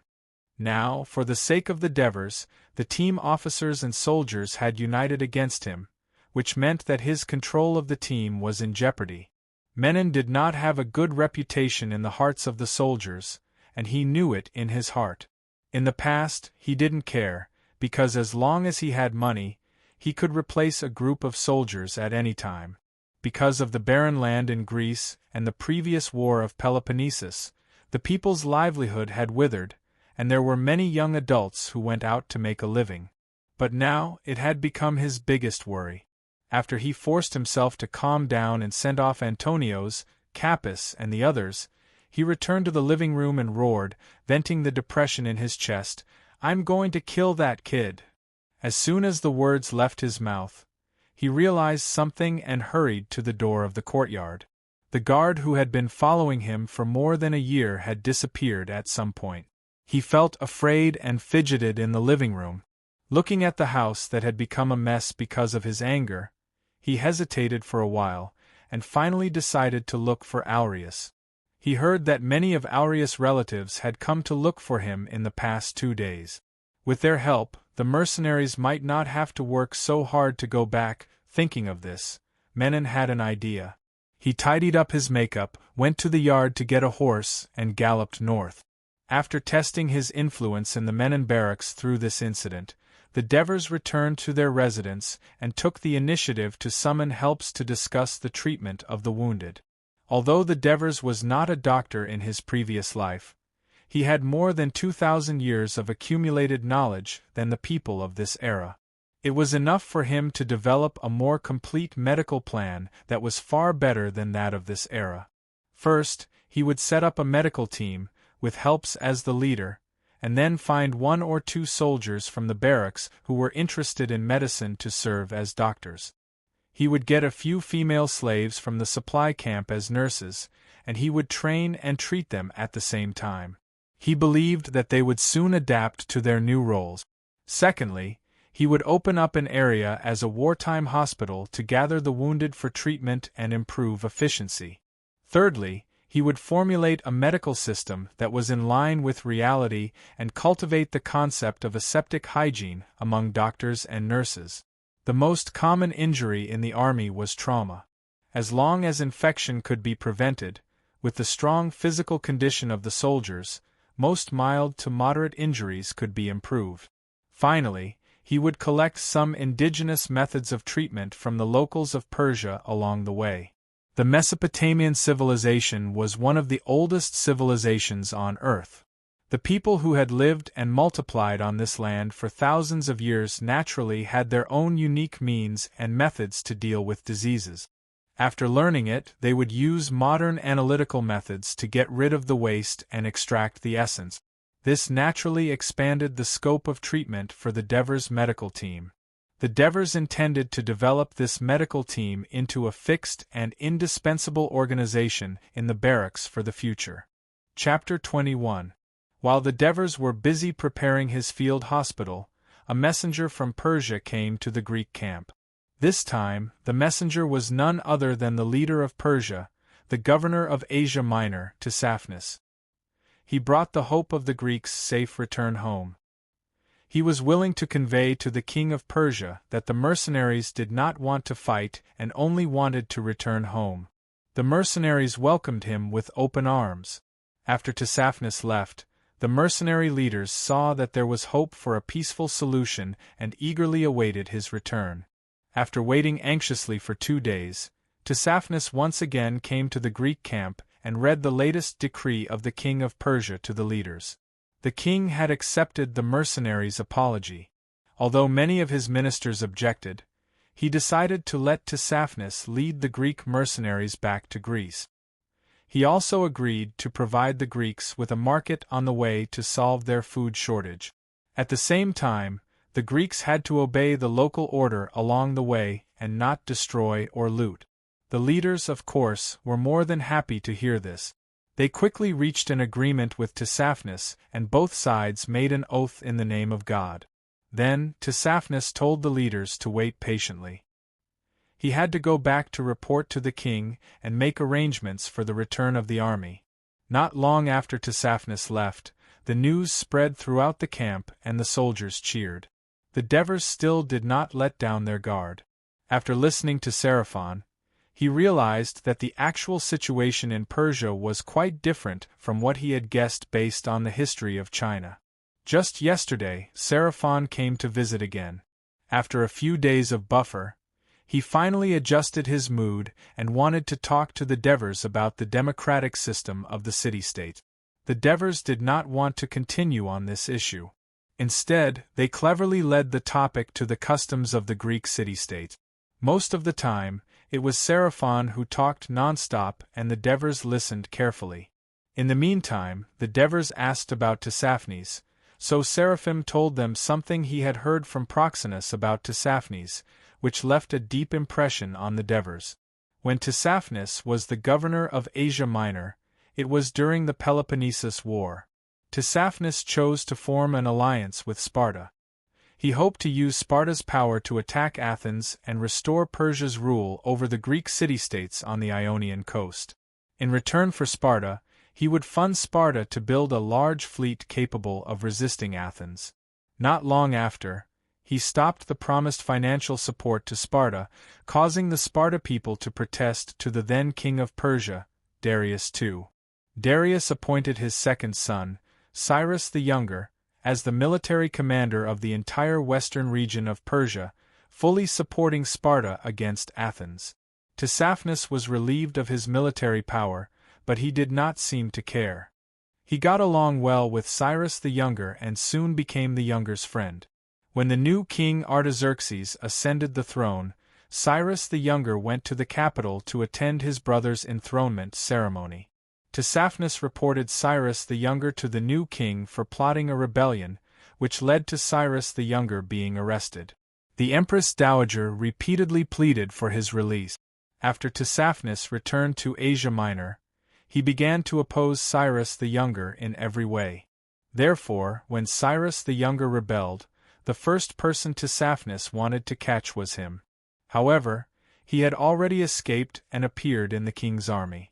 When the left wing of the king's army was defeated by the Greek heavy infantry, Saphnis dared to lead his cavalry around the heavy infantry and attack the rear of the Greek army. Although he failed, his courage and decisiveness naturally stood out in a group of defeated soldiers. Therefore, he was able to represent the king as the envoy of Persia to negotiate peace with the Greek army. This was obviously a reward from the king. What Diphus had heard of Tisiphone was what Xenophon had heard from Proxenus, and Proxenus had received most of his information from Cyrus the Younger.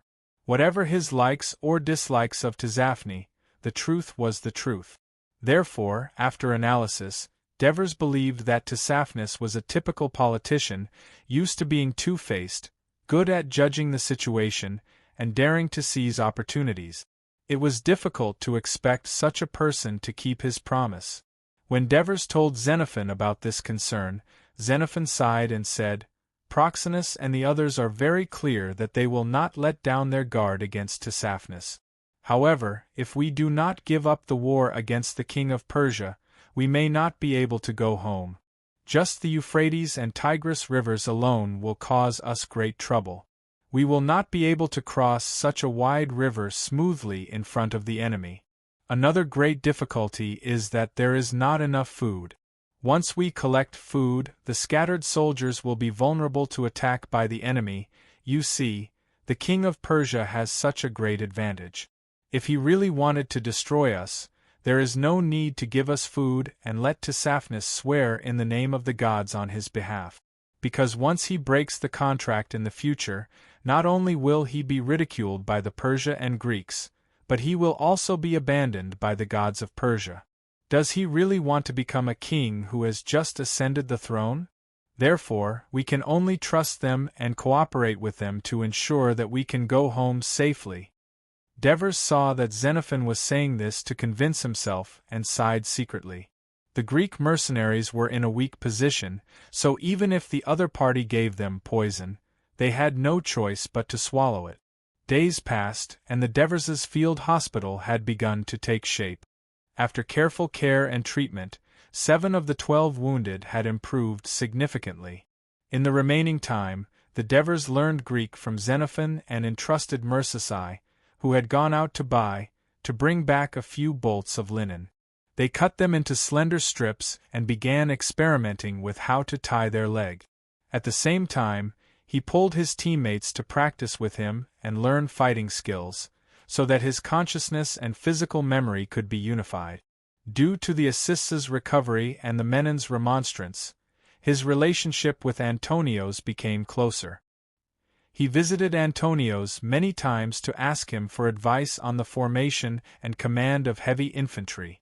In order to understand how to use the long-handled reverse blade knife, he also learned from the light shield bearers and gained a deeper understanding of the characteristics of this unit.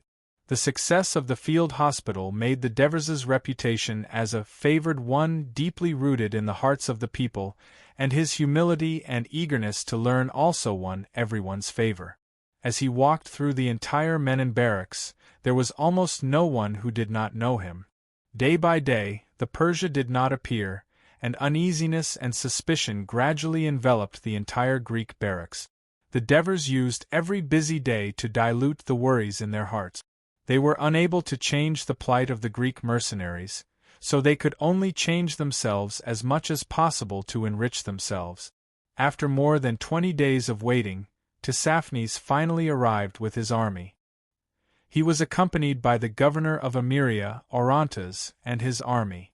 The Greek mercenary leaders, who had been waiting anxiously for a long time, led their troops on the return journey home with them without any doubt. But as soon as the march began, the situation changed.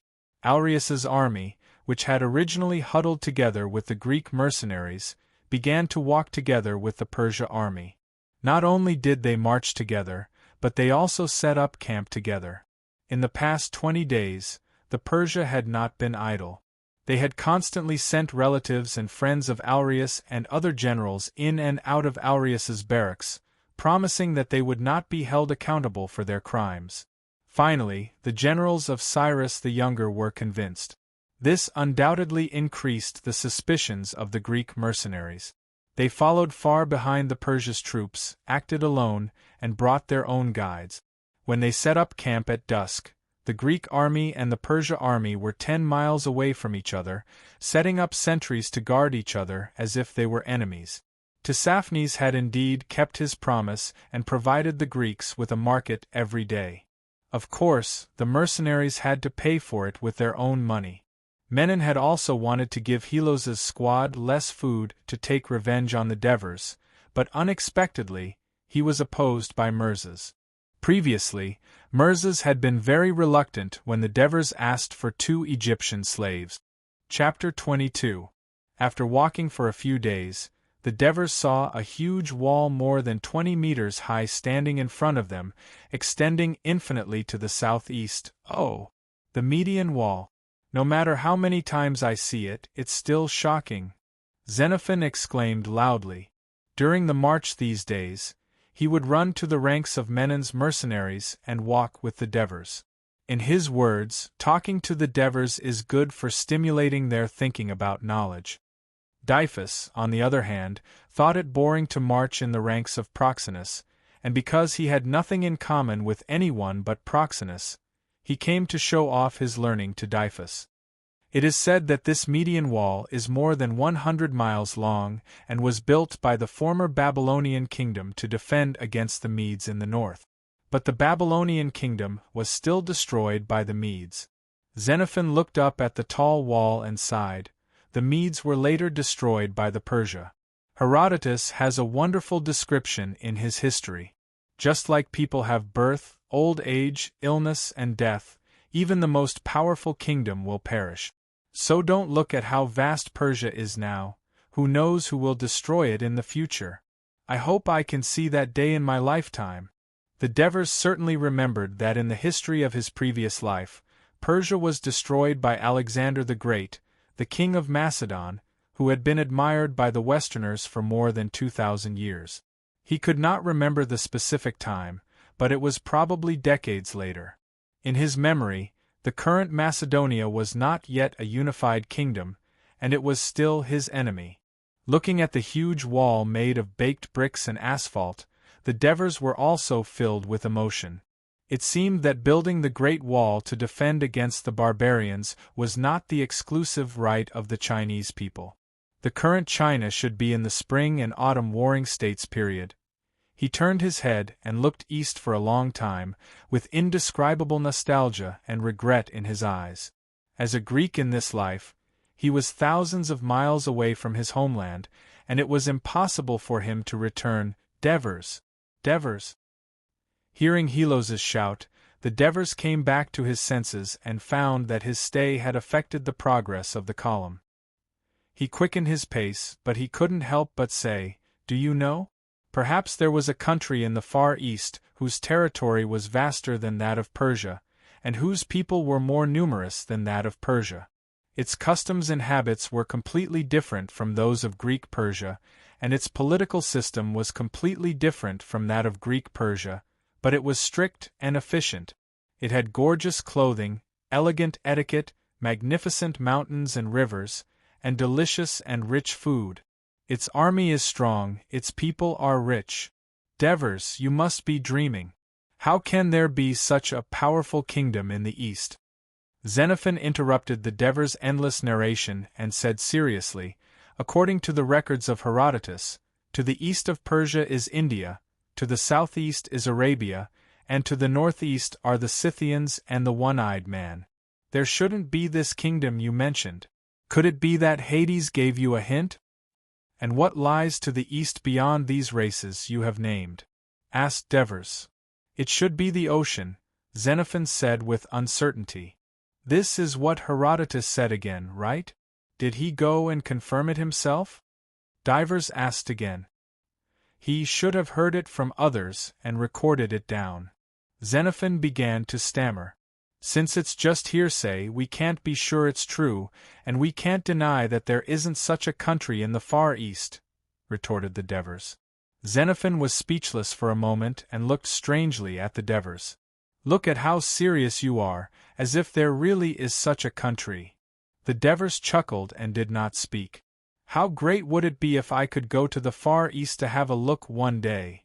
Olivers, who was at the side, was attracted by the scenery described by the Devers, and suddenly said with a sigh, "Then, you will first have to go through the kingdom of Persia, and then there are the Magsatyrs, who come and go like the wind on horseback.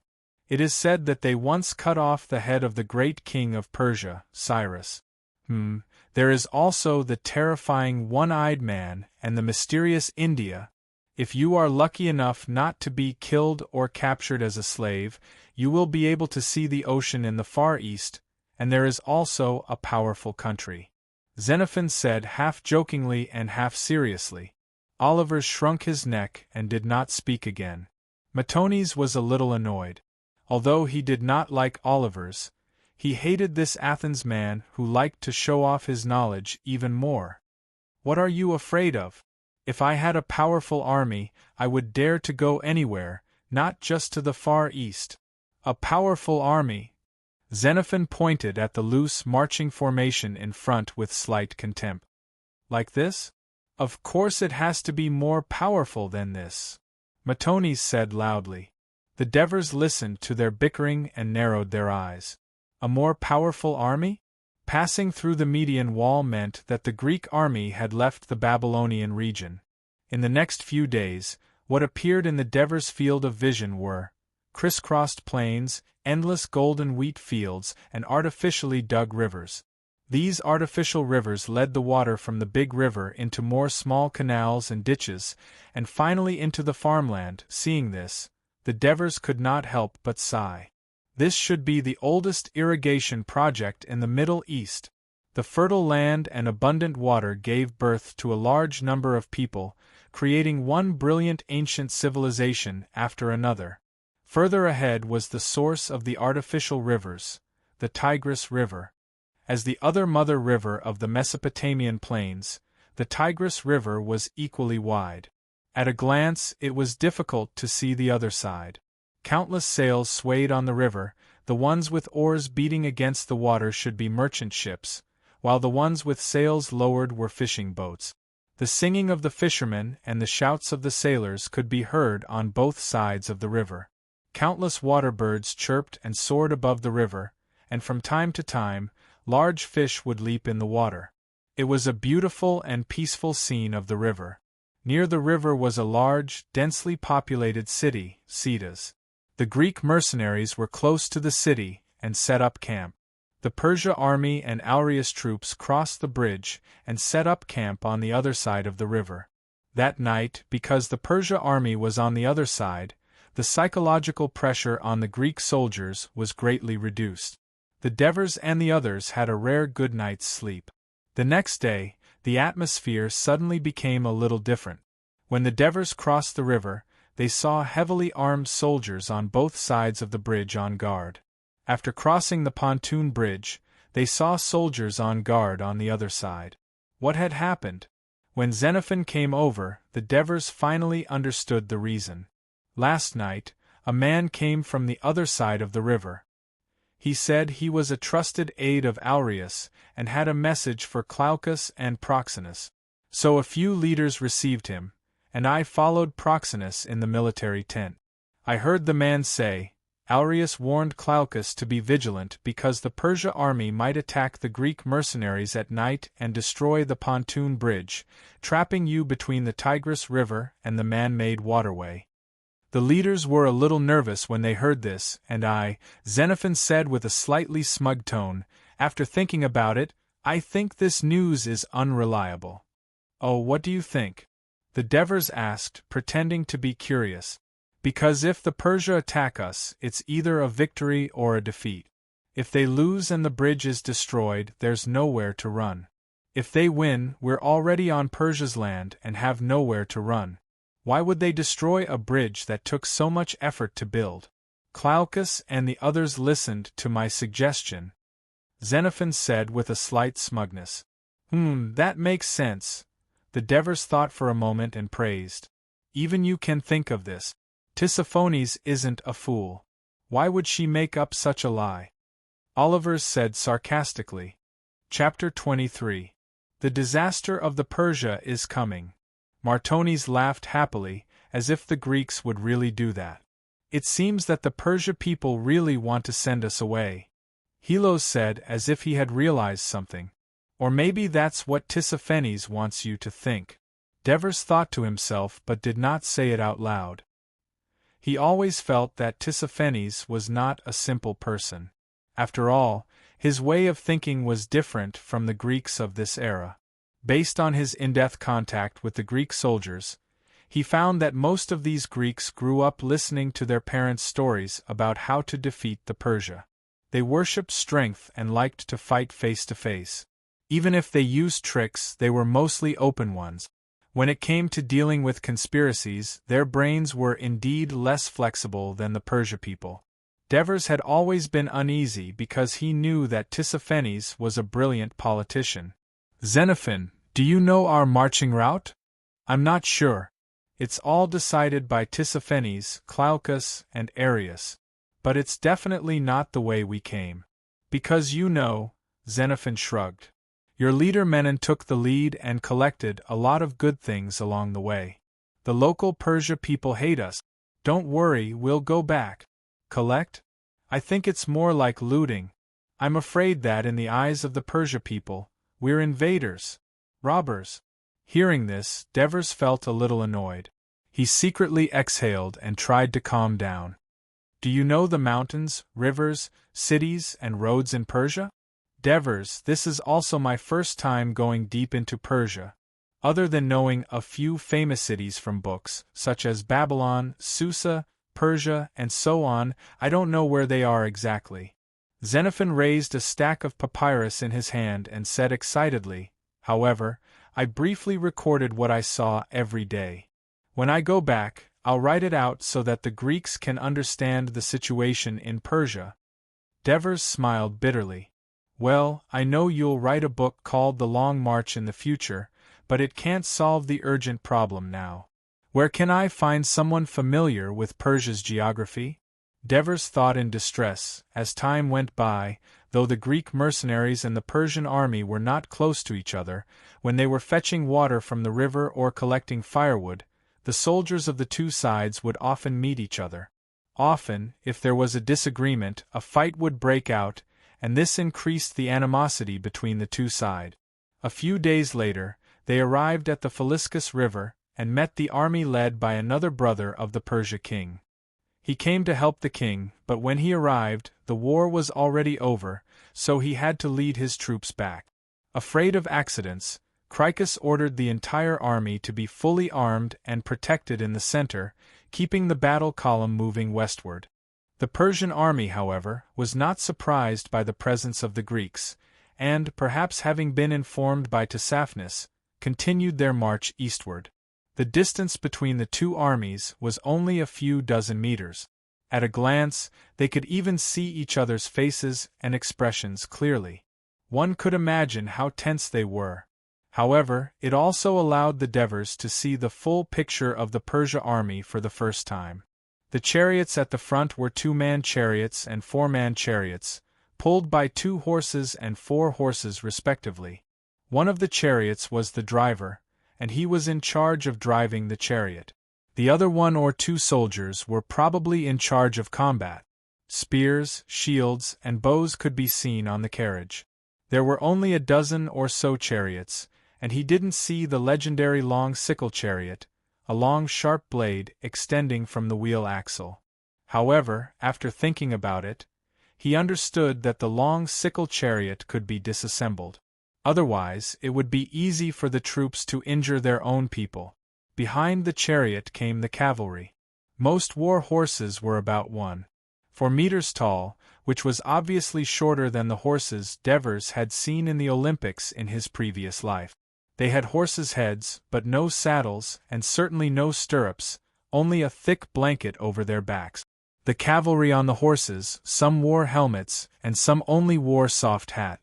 They didn't wear leather armor or heavy shields, and all wore short robes. They had a variety of weapons in their hands. Horse archers were the most common, followed by javelin cavalry, then spear cavalry, and a few with short hammers. Hundreds of cavalry galloped past, and a huge infantry team appeared in front of them. After watching for a while, Devers realized that the Persian infantry's marching formation was mixed. There was a large shield-bearer. The shield reached the height of a person's shoulder, and the shield was wide enough to hide a person, followed by a spearman, followed by 6 or 7 archers, and so on. This was very similar to the battle order of the Persia infantry mentioned by Antonios. When facing the enemy, the big shield-bearer would be in the first line, and they would set up a shield wall to protect the formation. The spear-bearer would block the incoming enemies to prevent them from breaking through the shield wall. And the archers at the back would use their bows and arrows to kill a large number of enemies. Whether it was the big shield-bearer, the spear-bearer, or the archers, they all had one thing in common: light armor or even no armor. Coupled with the cavalry from before, it was easy for the Devers to come to a conclusion. The Persia army was excellent in long-range attacks, and very mobile, but weak in close combat. It was no wonder that they were always defeated by the Greeks in battle, because in a face-to-face battle, their infantry was no match for the Greek heavy infantry. The characteristics of the Persia army were more suitable for long-range attacks and harassment, and even for large-scale mobile attack. The two armies passed by each other, and nothing happened. It was a false alarm. After this little interlude, the troops quickly entered Media. This land once nurtured the fierce Media people, and the Media kingdom they founded was once the nightmare of the people of the two rivers. But after a few hundred years, the glory was gone, and the land under the jurisdiction of the Persia became a little desolate for some reason, and the terrain began to fluctuate. Due to the reduction in the market supply, when the two armies set up camp, the fighting for resources had also begun to increase. Davis, their leggings you made are really useful. I've walked for a whole day today. If it was in the past, my calves would be so swollen that I couldn't walk by the afternoon, but now I don't have to worry about this. Helos sat in the tent, admiring as he untied the leggings. Of course, we Devers are God's chosen. With the blessing of Pluto, how could the method he came up with not work? Now, many of our companions from other teams have also begun to learn to use leggings, Oliver said proudly. Devers did not speak. He had heard so much praise like this now that he was even a little numb. He knew very well that these little tricks he knew in his previous life were only used to improve the marching conditions of the soldiers and enhance his influence in the men in barracks, but it would not change the situation of the entire Greek mercenary army. Devers, there have been rumors in the team for the past few days that the Persia people are going to attack us and capture us and offer us to the king of Persia as slaves. Do you think this is true? Georgi's voice came from the corner. This was the question that Devers had been thinking about just now. Although there had always been suspicions between the two armies, such a rumor could spread quickly in a day or two and become known to everyone. Based on his experience in his previous life, it was impossible for there to be no one behind it. Was it the Persia people? Or were they themselves? Why did they spread such rumors? Break the agreement with Hippo? Make the Greeks nervous to the point of collapse? Devers had no clue for a moment.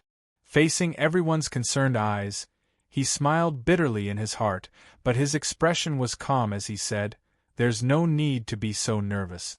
We just need to stay vigilant. Haven't we passed these days safely?" As he said that, a person came into the tent. "Matonis, you went out to fight again," Helos said with slight reproach when he saw the bruises on Matonis's face. Matonis spat out a mouthful of blood and said excitedly, "Don't look at the Persia people because they can't fight, but they're not weak at fighting. Marcius, I, and a dozen others fought against more than 20 of them, and it took us a lot of effort to beat them away." As he spoke, he sat down on his bunk, rubbed his cheeks, and pretended to be mysterious as he said, "I didn't just go out to fight. I also heard some news." "What news?" Helos asked. Matonis glanced at everyone and said loudly, "Further ahead is the fief of little Cyrus and his mother. I heard that there are many villages there, and they are relatively rich. That means we can eat something good." Olivers shouted happily. Chapter 24. The next day, even more exciting news arrived. Tissaphnus announced that the Greek mercenaries would be allowed to plunder in the area for supplies. Everyone cheered, but Devers was silent. Looting. It was revenge against little Cyrus. But what did the people here have to do with little Cyrus's rebellion? No. Just because they lived here, they had to suffer this disaster. Tissaphnus was indeed vicious. But what about the Greeks? In the afternoon, Menon's mercenaries rushed into a village. The quiet village was soon filled with screams and cries. Devers saw with his own eyes that most of his comrades, who were usually close and friendly to him, had turned into bandits. They stabbed the Persia men who tried to stop them, kicked the old men who held them and begged, picked up the crying Persia women, broke into every house, took away the livestock, robbed the gold and silver, and carried away the food. Each of their faces showed a ferocious expression of greed and madness, which made Devers feel so strange. Devers wandered weakly in the village like a wandering ghost. The soldiers who saw him cast surprised looks at him. There were Persia people lying on the ground, covered in blood, pointing at him and cursing. There were stumbling old men holding him and begging. Although he did not understand, he knew what they were cursing. What were they begging for? But there was nothing he could do. As if avoiding the plague, he staggered and wanted to run to a deserted place to avoid the angry gazes that made him feel guilty. At the same time, he comforted himself in his heart. This is war. This is war. I am forced. At this moment, a sudden scream woke him up. It was Oliver's voice. Devers shivered. Oliver's might be in danger. He quickly followed the sound and broke into a house. In the yard, a Persia man had fallen in a pool of blood. He didn't have time to think and kicked open the unlocked door. Oliver's was naked, lying motionless on the bed. A woman was curled up at the head of the bed, and a girl about 10 years old was standing next to the bed, holding a large rock in her hand, and her whole body was trembling. Devers saw the situation and could roughly guess what had happened. Obviously, Oliver's had taken a fancy to the beauty of the female owner, so he killed the male owner first, then forcibly carried the woman to the bed and ravaged her. Just as he was enjoying himself, his daughter, who was hiding, ran out and threw a stone at him. Shameless! He cursed in his heart, but out of concern for his comrade, he shouted, "Oliver's, are you all right?" Oliver's did not answer, but the little girl woke up with a start. She quickly turned her head and saw another Greek soldier standing at the door. As if greatly agitated, she screamed, "Robber! Bandits! I'll smash you to death! I'll smash you to death!" She threw the stone in her hand at Devers, and at the same time sprang at him. The Devers subconsciously used the round shield in his left hand to block the rock, revealing the spear in his right hand. The girl ignored the shining tip of the spear, and didn't dodge. She lunged at it like a madman. Devers didn't have time to dodge. He only felt his right hand sink, and the girl's hands had just grabbed his face when she fell on him weakly. The woman on the bed let out a desperate cry and threw herself at him naked. Devers took a few steps back weakly, and let the woman hug the girl with the spear in her chest tightly. The heart-wrenching cry was like a sharp knife stabbing into his heart, making him feel dizzy. He was about to faint, but someone held him up. "Are you all right?" In a daze, Devers heard Hilo's voice. "I'm fine." He pushed Hilo's away and slowly walked into the courtyard. Hilo's had noticed that something was wrong with Devers, so he had been following him. At this moment, although he was worried about Devers, he was even more worried about the safety of Oliver's, who was in the house. He quickly rushed into the house. When he walked out of the house, he found Devers sitting by the roadside, leaning against the wall, looking at the sky with a blank look in his eyes. He didn't move, and no one knew what he was thinking about. Hilo's wanted to pull him up, but he didn't think it was appropriate. After thinking for a while, he simply sat with Devers. After an unknown amount of time, Devers suddenly stood up. He used a strange voice to shout loudly and repeatedly, and hot tears flowed down his cheeks. After a moment, he calmed down and asked, "Where's the woman?" "She's crazy." Hilo sighed.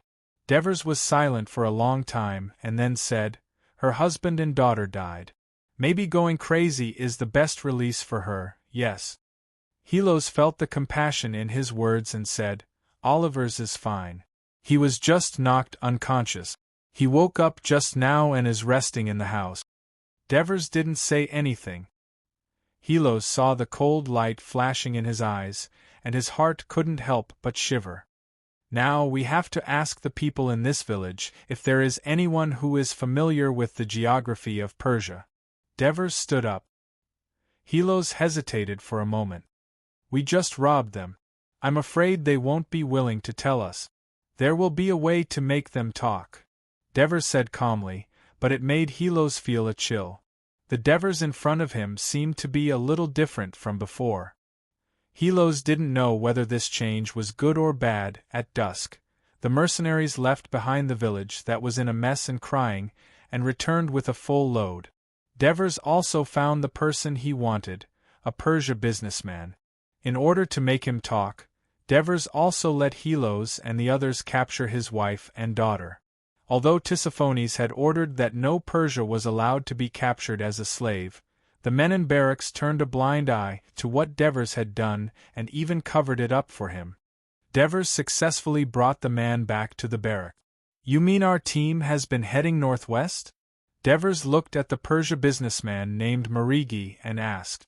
The interpreter next to him repeated Devers's words in Persia. The short, slightly fat Persia man, who claimed to be a small businessman, glanced at Devers carefully, then quickly lowered his head and gestured with a branch on the grass. "According to what you said before, you are going back to Ionia. Ionia is in the Aegean Sea in the west. You have passed through Babylon, Audis, and now here. If you keep going west, not only is the journey long, but there is also the Taurus Mountains that are difficult to cross, and you have to take a detour." He looked up at Devers again. Seeing that Devers was listening attentively, he raised his voice.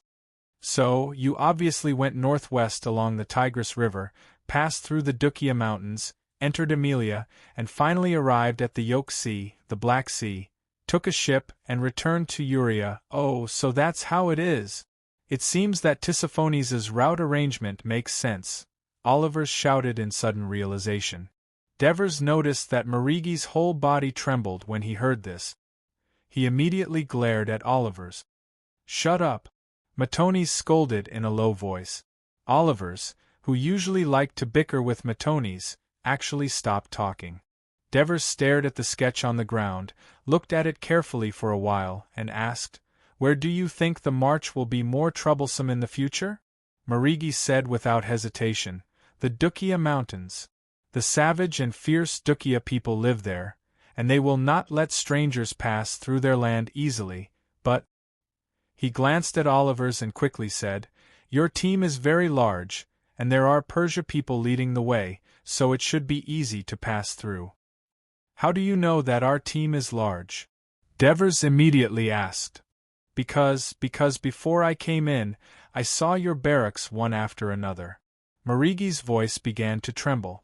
Devers patted his shoulder and said with a smile, "Don't be afraid, you have good observation skills.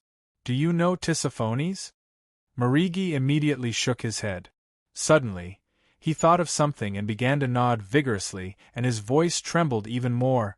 "I only heard that, because he once accused our Lord Cyrus of treason and almost got his head chopped off." Chapter 25. One more question.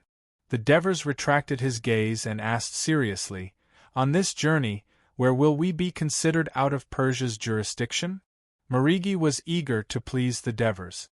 He thought carefully and drew a circle on the map. "Here. Past Mespira." "Mespira?" The Devers carefully looked at the pattern on the ground. "Mespira is the former capital of Assyria, Nineveh. Beyond it is Dukia," Marigi emphasized. The Devers nodded. "Are you familiar with Dukia?" "Not really. I just did business with them, exchanging food for their mountain products," Marigi said with an angry expression. "But they are untrustworthy barbarians. They often don't pay, injure people, and rob things." Devers listened carefully, then turned to Matones and said, "Bring his family to the supply camp and have Mercies take good care of them. But you have to tell Mercies not to mistreat him and his wife and daughter, and not to treat them like slaves." As soon as he finished speaking, Marigi knelt down. I beg you, let me go. And my wife and daughter. I've told you everything. Please let us go. It seems like you understand Greek. You pretended not to understand it before," the Devers said. Marigi did not try to explain himself, but just wailed loudly. "In fact, I'm not letting you and your family go for your own good. Don't you know that your lord, the king's brother, Cyrus the Younger, has died in battle?" Marigi suddenly stopped crying. His hands that were holding onto the Devers' legs lost their strength. He asked weakly, "Is His Highness Cyrus really dead?" Actually, you've already guessed it, haven't you? Otherwise, why would Tissaphones bring us here and allow us to plunder your village? Because this is the punishment for Cyrus the Younger's rebellion. I believe that this will not be the only time. Everyone who is close to him will not be able to escape. Don't you think so? Marigi was already sitting on the ground in a daze. Matones pulled him to his feet and dragged him out. This man doesn't look like an ordinary merchant, Helos said to the Devers as he watched Marigi being dragged out of the tent. You're right. Devers nodded. The whole family lived in a shabby house, but they had a lot of gold, silver, and splendid clothes. Just looking at him and his wife, they did not look like ordinary merchants of Persia. Moreover, they were proficient in Greek and knew so many things. Perhaps he was a relative of little Cyrus, his supervisor, or his royal merchant. After learning that little Cyrus was plotting a rebellion, he hid in a remote village in his territory to avoid trouble. If not for the village head snitch, we would have missed a big fish. Devers felt lucky that he had selectively forgotten how he tortured the village head and his family. He said to Helos, Captain, I'll have to trouble you to emphasize to Mercies that no one is allowed to harass his family. He's very useful to us. Now that little Cyrus is dead, I want him to sincerely rely on us. A soldier gave an order to his captain, and no one present was surprised. Devers's position as the leader of the team had been established. Okay. Helos did not hesitate to walk out of the tent. Pickles, thank you very much. You've been a great help to me today. Devers turned to a soldier and said, It's my honor to be able to help you, Pickles said slightly respectfully. Devers took out 2 drachmas and stuffed them into his hand. This. Pickles pretended to decline. Devers said, Please accept it. I really have to thank you for today, and I hope you can keep it a secret and don't let Menon know. Hearing this, Pickles no longer declined. He stuffed the silver coins into his arms and said, Don't worry, I don't like that guy either. I promise Hades that I won't leak a word. Pickles made a gesture to keep his mouth shut, then said excitedly, Next time there's a job like this, just call me. You'll definitely be there. Devers laughed. When Pickles left the tent, Gilgries immediately asked with concern, Pickles is Menon's Persia interpreter. Is he reliable? I heard that Menon knows Persia, and Pickles has nothing to do at all. Instead, he's often ordered around by Menon as a coolie. He wouldn't be stupid enough to offend us, not to mention he can make money, Olivers interjected. When he woke up, he knew that he had almost gone to hell and immediately thanked Devers. Unexpectedly, Devers reacted coldly to him, and he realized something, so he had been relatively quiet until now. But as soon as he spoke, the tent fell into a brief silence.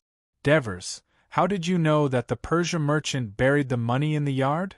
Geogries suddenly asked. Devers understood that Geogries wanted to liven up the atmosphere, so he said, It's very simple. When we captured Marigi, I found that in addition to worrying about his wife and daughter being bullied by us, Devers glanced at Olivers. His eyes also secretly glanced at the old tree in the yard from time to time. I walked over and took a closer look. There was a place under the tree that was a little different in color. It was new soil. Of course, I had my suspicions, but before I could scare him, this guy was timid and took the initiative to confess. Several people loudly praised Devers's attentiveness, especially Olivers, who spoke the loudest. Devers said to Geogries, This money is of great use to us. You go to the supply camp every day and check it. Don't let that fat man take advantage of it. Okay. After many raids by the Greek mercenaries, the marching column of the army became even larger and more bloated. For the next few days, just as Marigi had said, the army marched along the right bank of the Tigris River, then crossed the river and reached the city of Gain. Here, they once again received ample supplies. However, the suspicion of the Greek mercenaries towards the Persia grew. New rumors constantly spread among the army, causing more conflicts between the two armies after they set up camp. Finally, when they reached the Zapatas River, a large-scale fight broke out between the two armies. More than 100 people from both sides fought with weapons in hand. More than a dozen people died or were injured. If the leaders of both sides had not arrived in time and sent troops to separate the two sides in time, the result would have been unimaginable. This caused the next day's march to be cancelled and the soldiers of the various battalions to be restricted from leaving the camp. After marching every day, Devers and the others were physically and mentally exhausted. It was rare for them to have a day of free time, so everyone slept in. In the supply camp, Mirzas seized the time to slaughter some of the looted livestock and make them into sausages. Just as the Devers woke up, Antonios entered the tent with an anxious look on his face. Devers, Menon, Crulcus, Proxenus, and a few other leaders are going to the Persia camp to negotiate. What? The Devers sat up in shock. I heard that after what happened last night, Crulcus immediately went to negotiate with Tissaphnus, hoping to eliminate the distrust and suspicion between the two sides and avoid such hostility from happening again. Perhaps the two sides had a good talk. Crulcus directly spent the night in the Persia camp. He returned safely this morning and then sent someone to inform the leaders of the various camps to go with him to the Persia camp for further talks with Tissaphnus. It is said that many soldiers and officers in the other camps opposed them going, but in the end, the leaders reached an agreement and they are going to set off immediately. Antonios quickly explained what had happened. Why didn't anyone in our camp inform us of this? Helos asked in surprise. Menon didn't discuss it with anyone else. He only quietly brought the two platoon jarls, Capes and Millstick, Antonios said awkwardly. He knew in his heart that after the collective forcing incident after Menon's prestige was lost, he didn't want to give them any more time to discuss it, so he directly found two platoon jarls who were willing to listen to him. Antonios didn't explain in detail, but said, I also heard the soldiers in the neighboring Socrates camp making a ruckus, and I only found out about it when I asked. Who went? The Devers stood up and asked solemnly as they quickly dressed. Antonios' heart skipped a beat, and the Devers' expression confirmed the uneasiness in his heart. Crulcus, Proxenus, Menon, Socrates, and Aegeas, the 5 leaders, and a dozen platoon jarls. Chapter 26. When the soldiers guarding the camp gates saw that it was the Devers and Antonios, they let them through. They stopped Helos and the others behind them. The Devers did not have time to pay attention to their shouts. They followed Antonios and ran north. After running for a while, they saw a group of people in front of them. Clycus was walking and talking with Thistle, the younger brother of the Queen of Persia, who had come to greet him. Suddenly, he heard a shout from behind. Stop! Stop! This is a conspiracy! A conspiracy of the Persia. The 5 leaders, more than a dozen platoon jarls, and 200 soldiers who were escorting them and preparing to go to the market to buy were all shocked and immediately stopped to look back. The Devers rushed in front of them. Facing the many strange eyes, he panted and said loudly, This is a conspiracy! Tissaphnus is preparing to catch all of you in one fell swoop. This way, without a leader, we will fall into chaos and lead to the destruction of the whole army.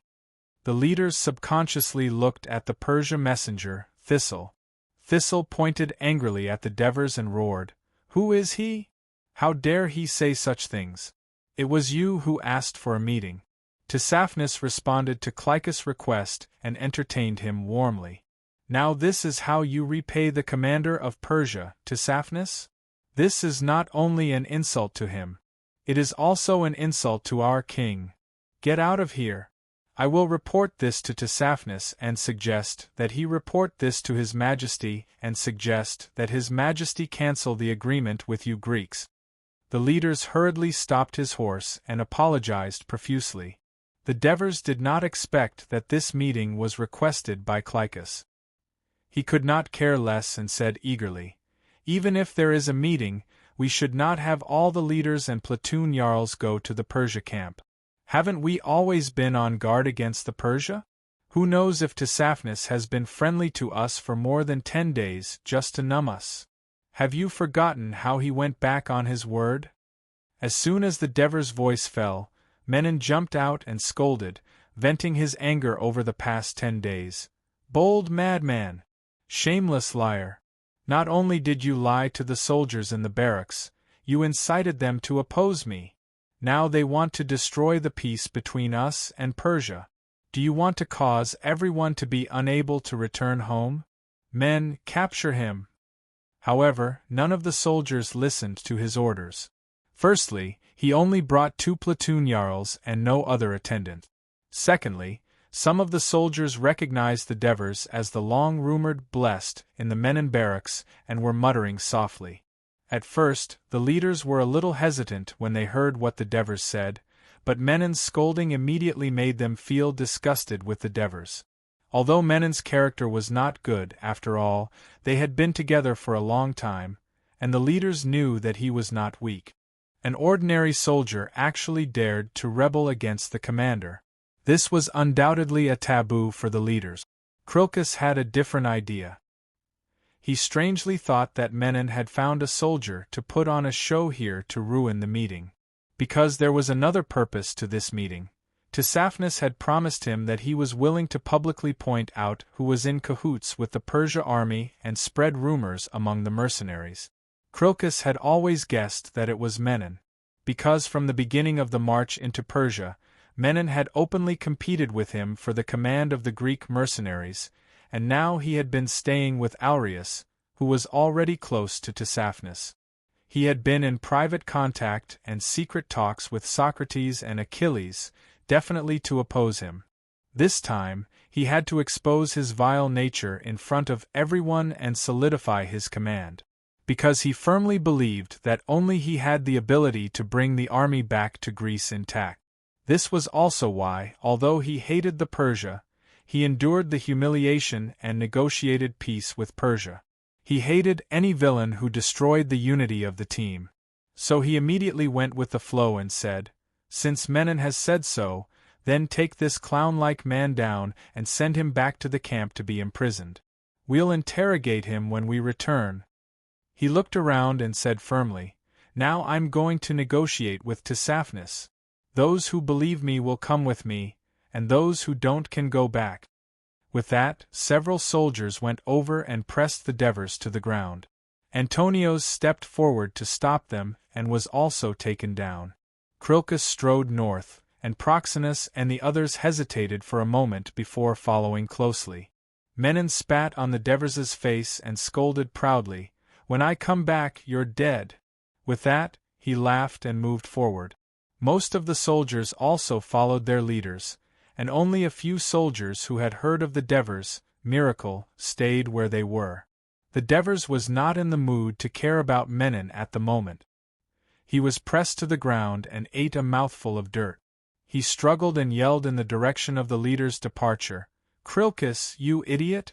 Your stubbornness will not only harm you, but also the entire army. You will regret it. By the way, you won't have time to regret it." However, his scolding did not call back Krilkis, and the figures of the leaders became more and more distant and blurred. Finally, the Devers calmed down and slumped to the ground. Previously, he thought that Krilkis was a famous general and should be very clear-headed, but he did not expect him to be so stubborn and not listen to any opinions. In fact, the Devers did not know that most of the Sparta men were conservative and stubborn. Once they made up their minds, they often would not turn back until they hit a brick wall. The most famous example was before the Battle of Plataea in the Greek War. The commander of the Greek coalition forces ordered the troops to retreat, but a general of Sparta believed that retreating in front of the enemy was against Sparta's tradition. He refused to retreat after many persuasions, causing the Sparta army to lag behind the team and almost lead to the failure of the battle. The team continued to move forward, and the soldiers who escorted the Devers pushed him back. The soldiers who stayed behind instead came forward to introduce themselves and comfort the Devers. At this time, Antonios finally had time to ask, Devers, will the leaders really be in danger? What good will come of a sheep negotiating with a wolf? The Devers sighed. There were countless such scams in the history of China and the West. The reason why Tsaphnis's scheme was successful was mainly because Crocus and the others had illusions about the peace talks, and the trust the others had in Crocus outweighed their concern for their own safety. His influence was still not enough. What should we do? Antonio's panicked a little. What to do? Of course it was to save themselves. The Devers suddenly thought of Xenophon. Why did he boast in his book that he had led the retreat? So it was because of this. More than 20 mercenary leaders and captains had been slaughtered, and the entire leadership of the Greek mercenary army was facing a reshuffle. Thinking of this, he threw away his depression and reinvigorated himself. Quick, let's go back. Along the way, Menon told Proxenus and the others about the misdeeds of the Devers with embellishment, successfully arousing their anger. He was secretly delighted. This time, he could finally get rid of this big trouble. Before arriving at the Persia barracks, most of the soldiers who were going to the market said goodbye to their leaders. Entering the Persia barracks, Crocus saw the same scene as when he left yesterday. There were even some leisurely Persia soldiers who looked at them curiously and talked to each other about, why are there so many Greek barbarians in our barracks, which made Crocus and the others feel relieved. When they arrived at Tsaphnis's tent, Thistle went in to report and came out to say, 5 leaders, please come in. The others will wait outside for the time being. Chapter 27. More than 20 strong men rushed out from both sides and pressed Crocus and the 4 leaders to the ground. They immediately tied them up with rope. The officers and soldiers waiting outside the door were also surrounded by the heavily armed Persia. They were holding sharp blades, spears, and large shields, and they cut down the unarmed Greeks one by one. Congratulations, Lord Governor, your plan has succeeded. There was laughter in the tent. The candles were lit and the light was restored. Crocus saw Tsaphnis, Odoron's, and Thistle laughing in the center of the tent. He was so angry that his eyes almost popped out of their sockets. Tsaphnis, you despicable villain! You deceived us with lies, slaughtered my soldiers, and broke the promise you made to your supreme god, Ahura Mazda, when we signed the contract. Aren't you afraid of the wrath of the gods? Aren't you afraid of the shame of your king? Aren't you afraid of the disaster that befell your family? Ha ha! Tsaphnis smiled and took a glass of wine from the servant.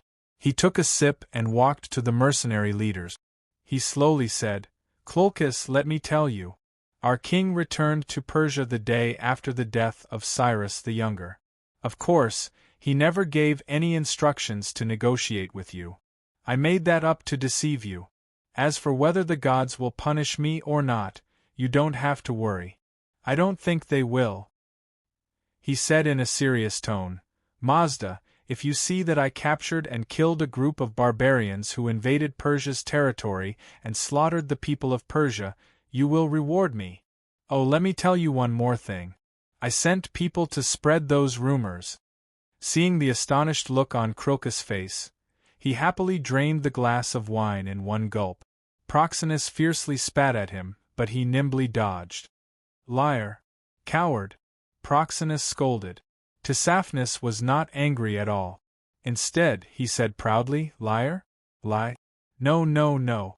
I prefer to call it wisdom. Unlike you Greek barbarians who only know how to fight, we Persia prefer to use our brains to think of ways to achieve a greater victory with a smaller price. Just like how I talked to you in the beginning to paralyze you. Of course, I know you will still be vigilant, but once you get used to this peaceful and stable state, you don't want to return to the tension and hostility of the past. You want to work hard to maintain peace. So, I purposely sent my soldiers to clash with the mercenaries, scolded them, fought them, and then spread rumors. If you didn't suspect me, who would you suspect? Tsaphnis glanced at the captured leaders and said mockingly, Let me guess, it's Menon, right? You see, I know all about the dirty things that go on inside your organization. I also know that you are a very responsible leader. The more serious the conflict between the two armies, the more worried you will be.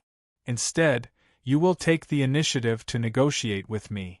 Look, not only did you take the initiative to visit me, you even gave me a big gift. If you want to kill me, then kill me. Don't talk nonsense.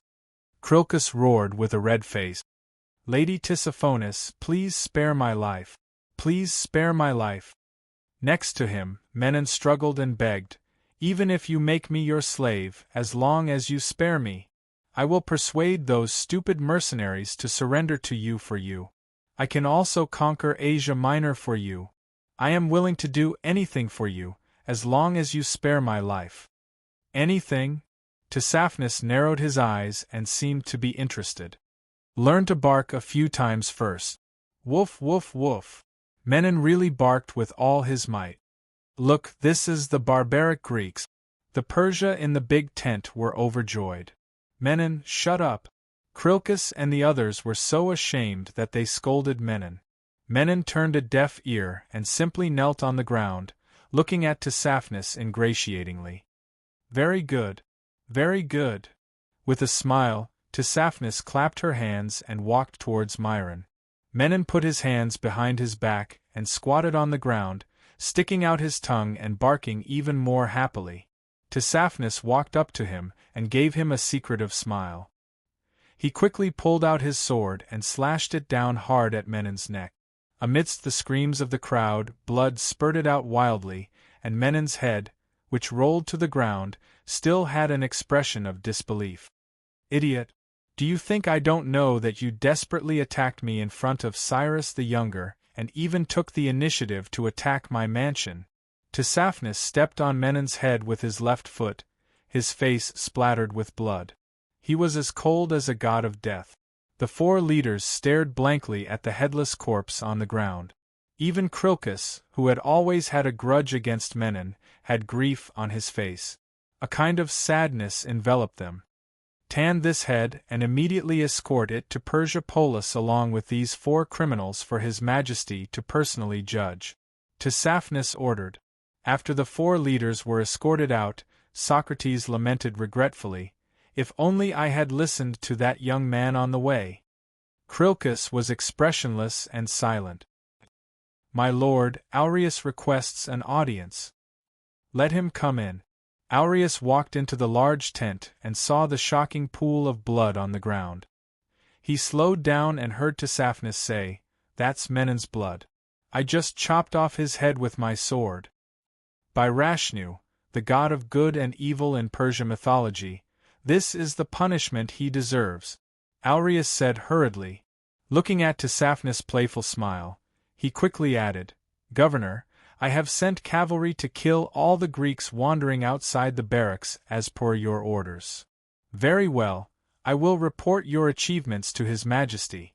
Tissaphonis understood that he had to both deter and rope in Cyrus the Younger's troops.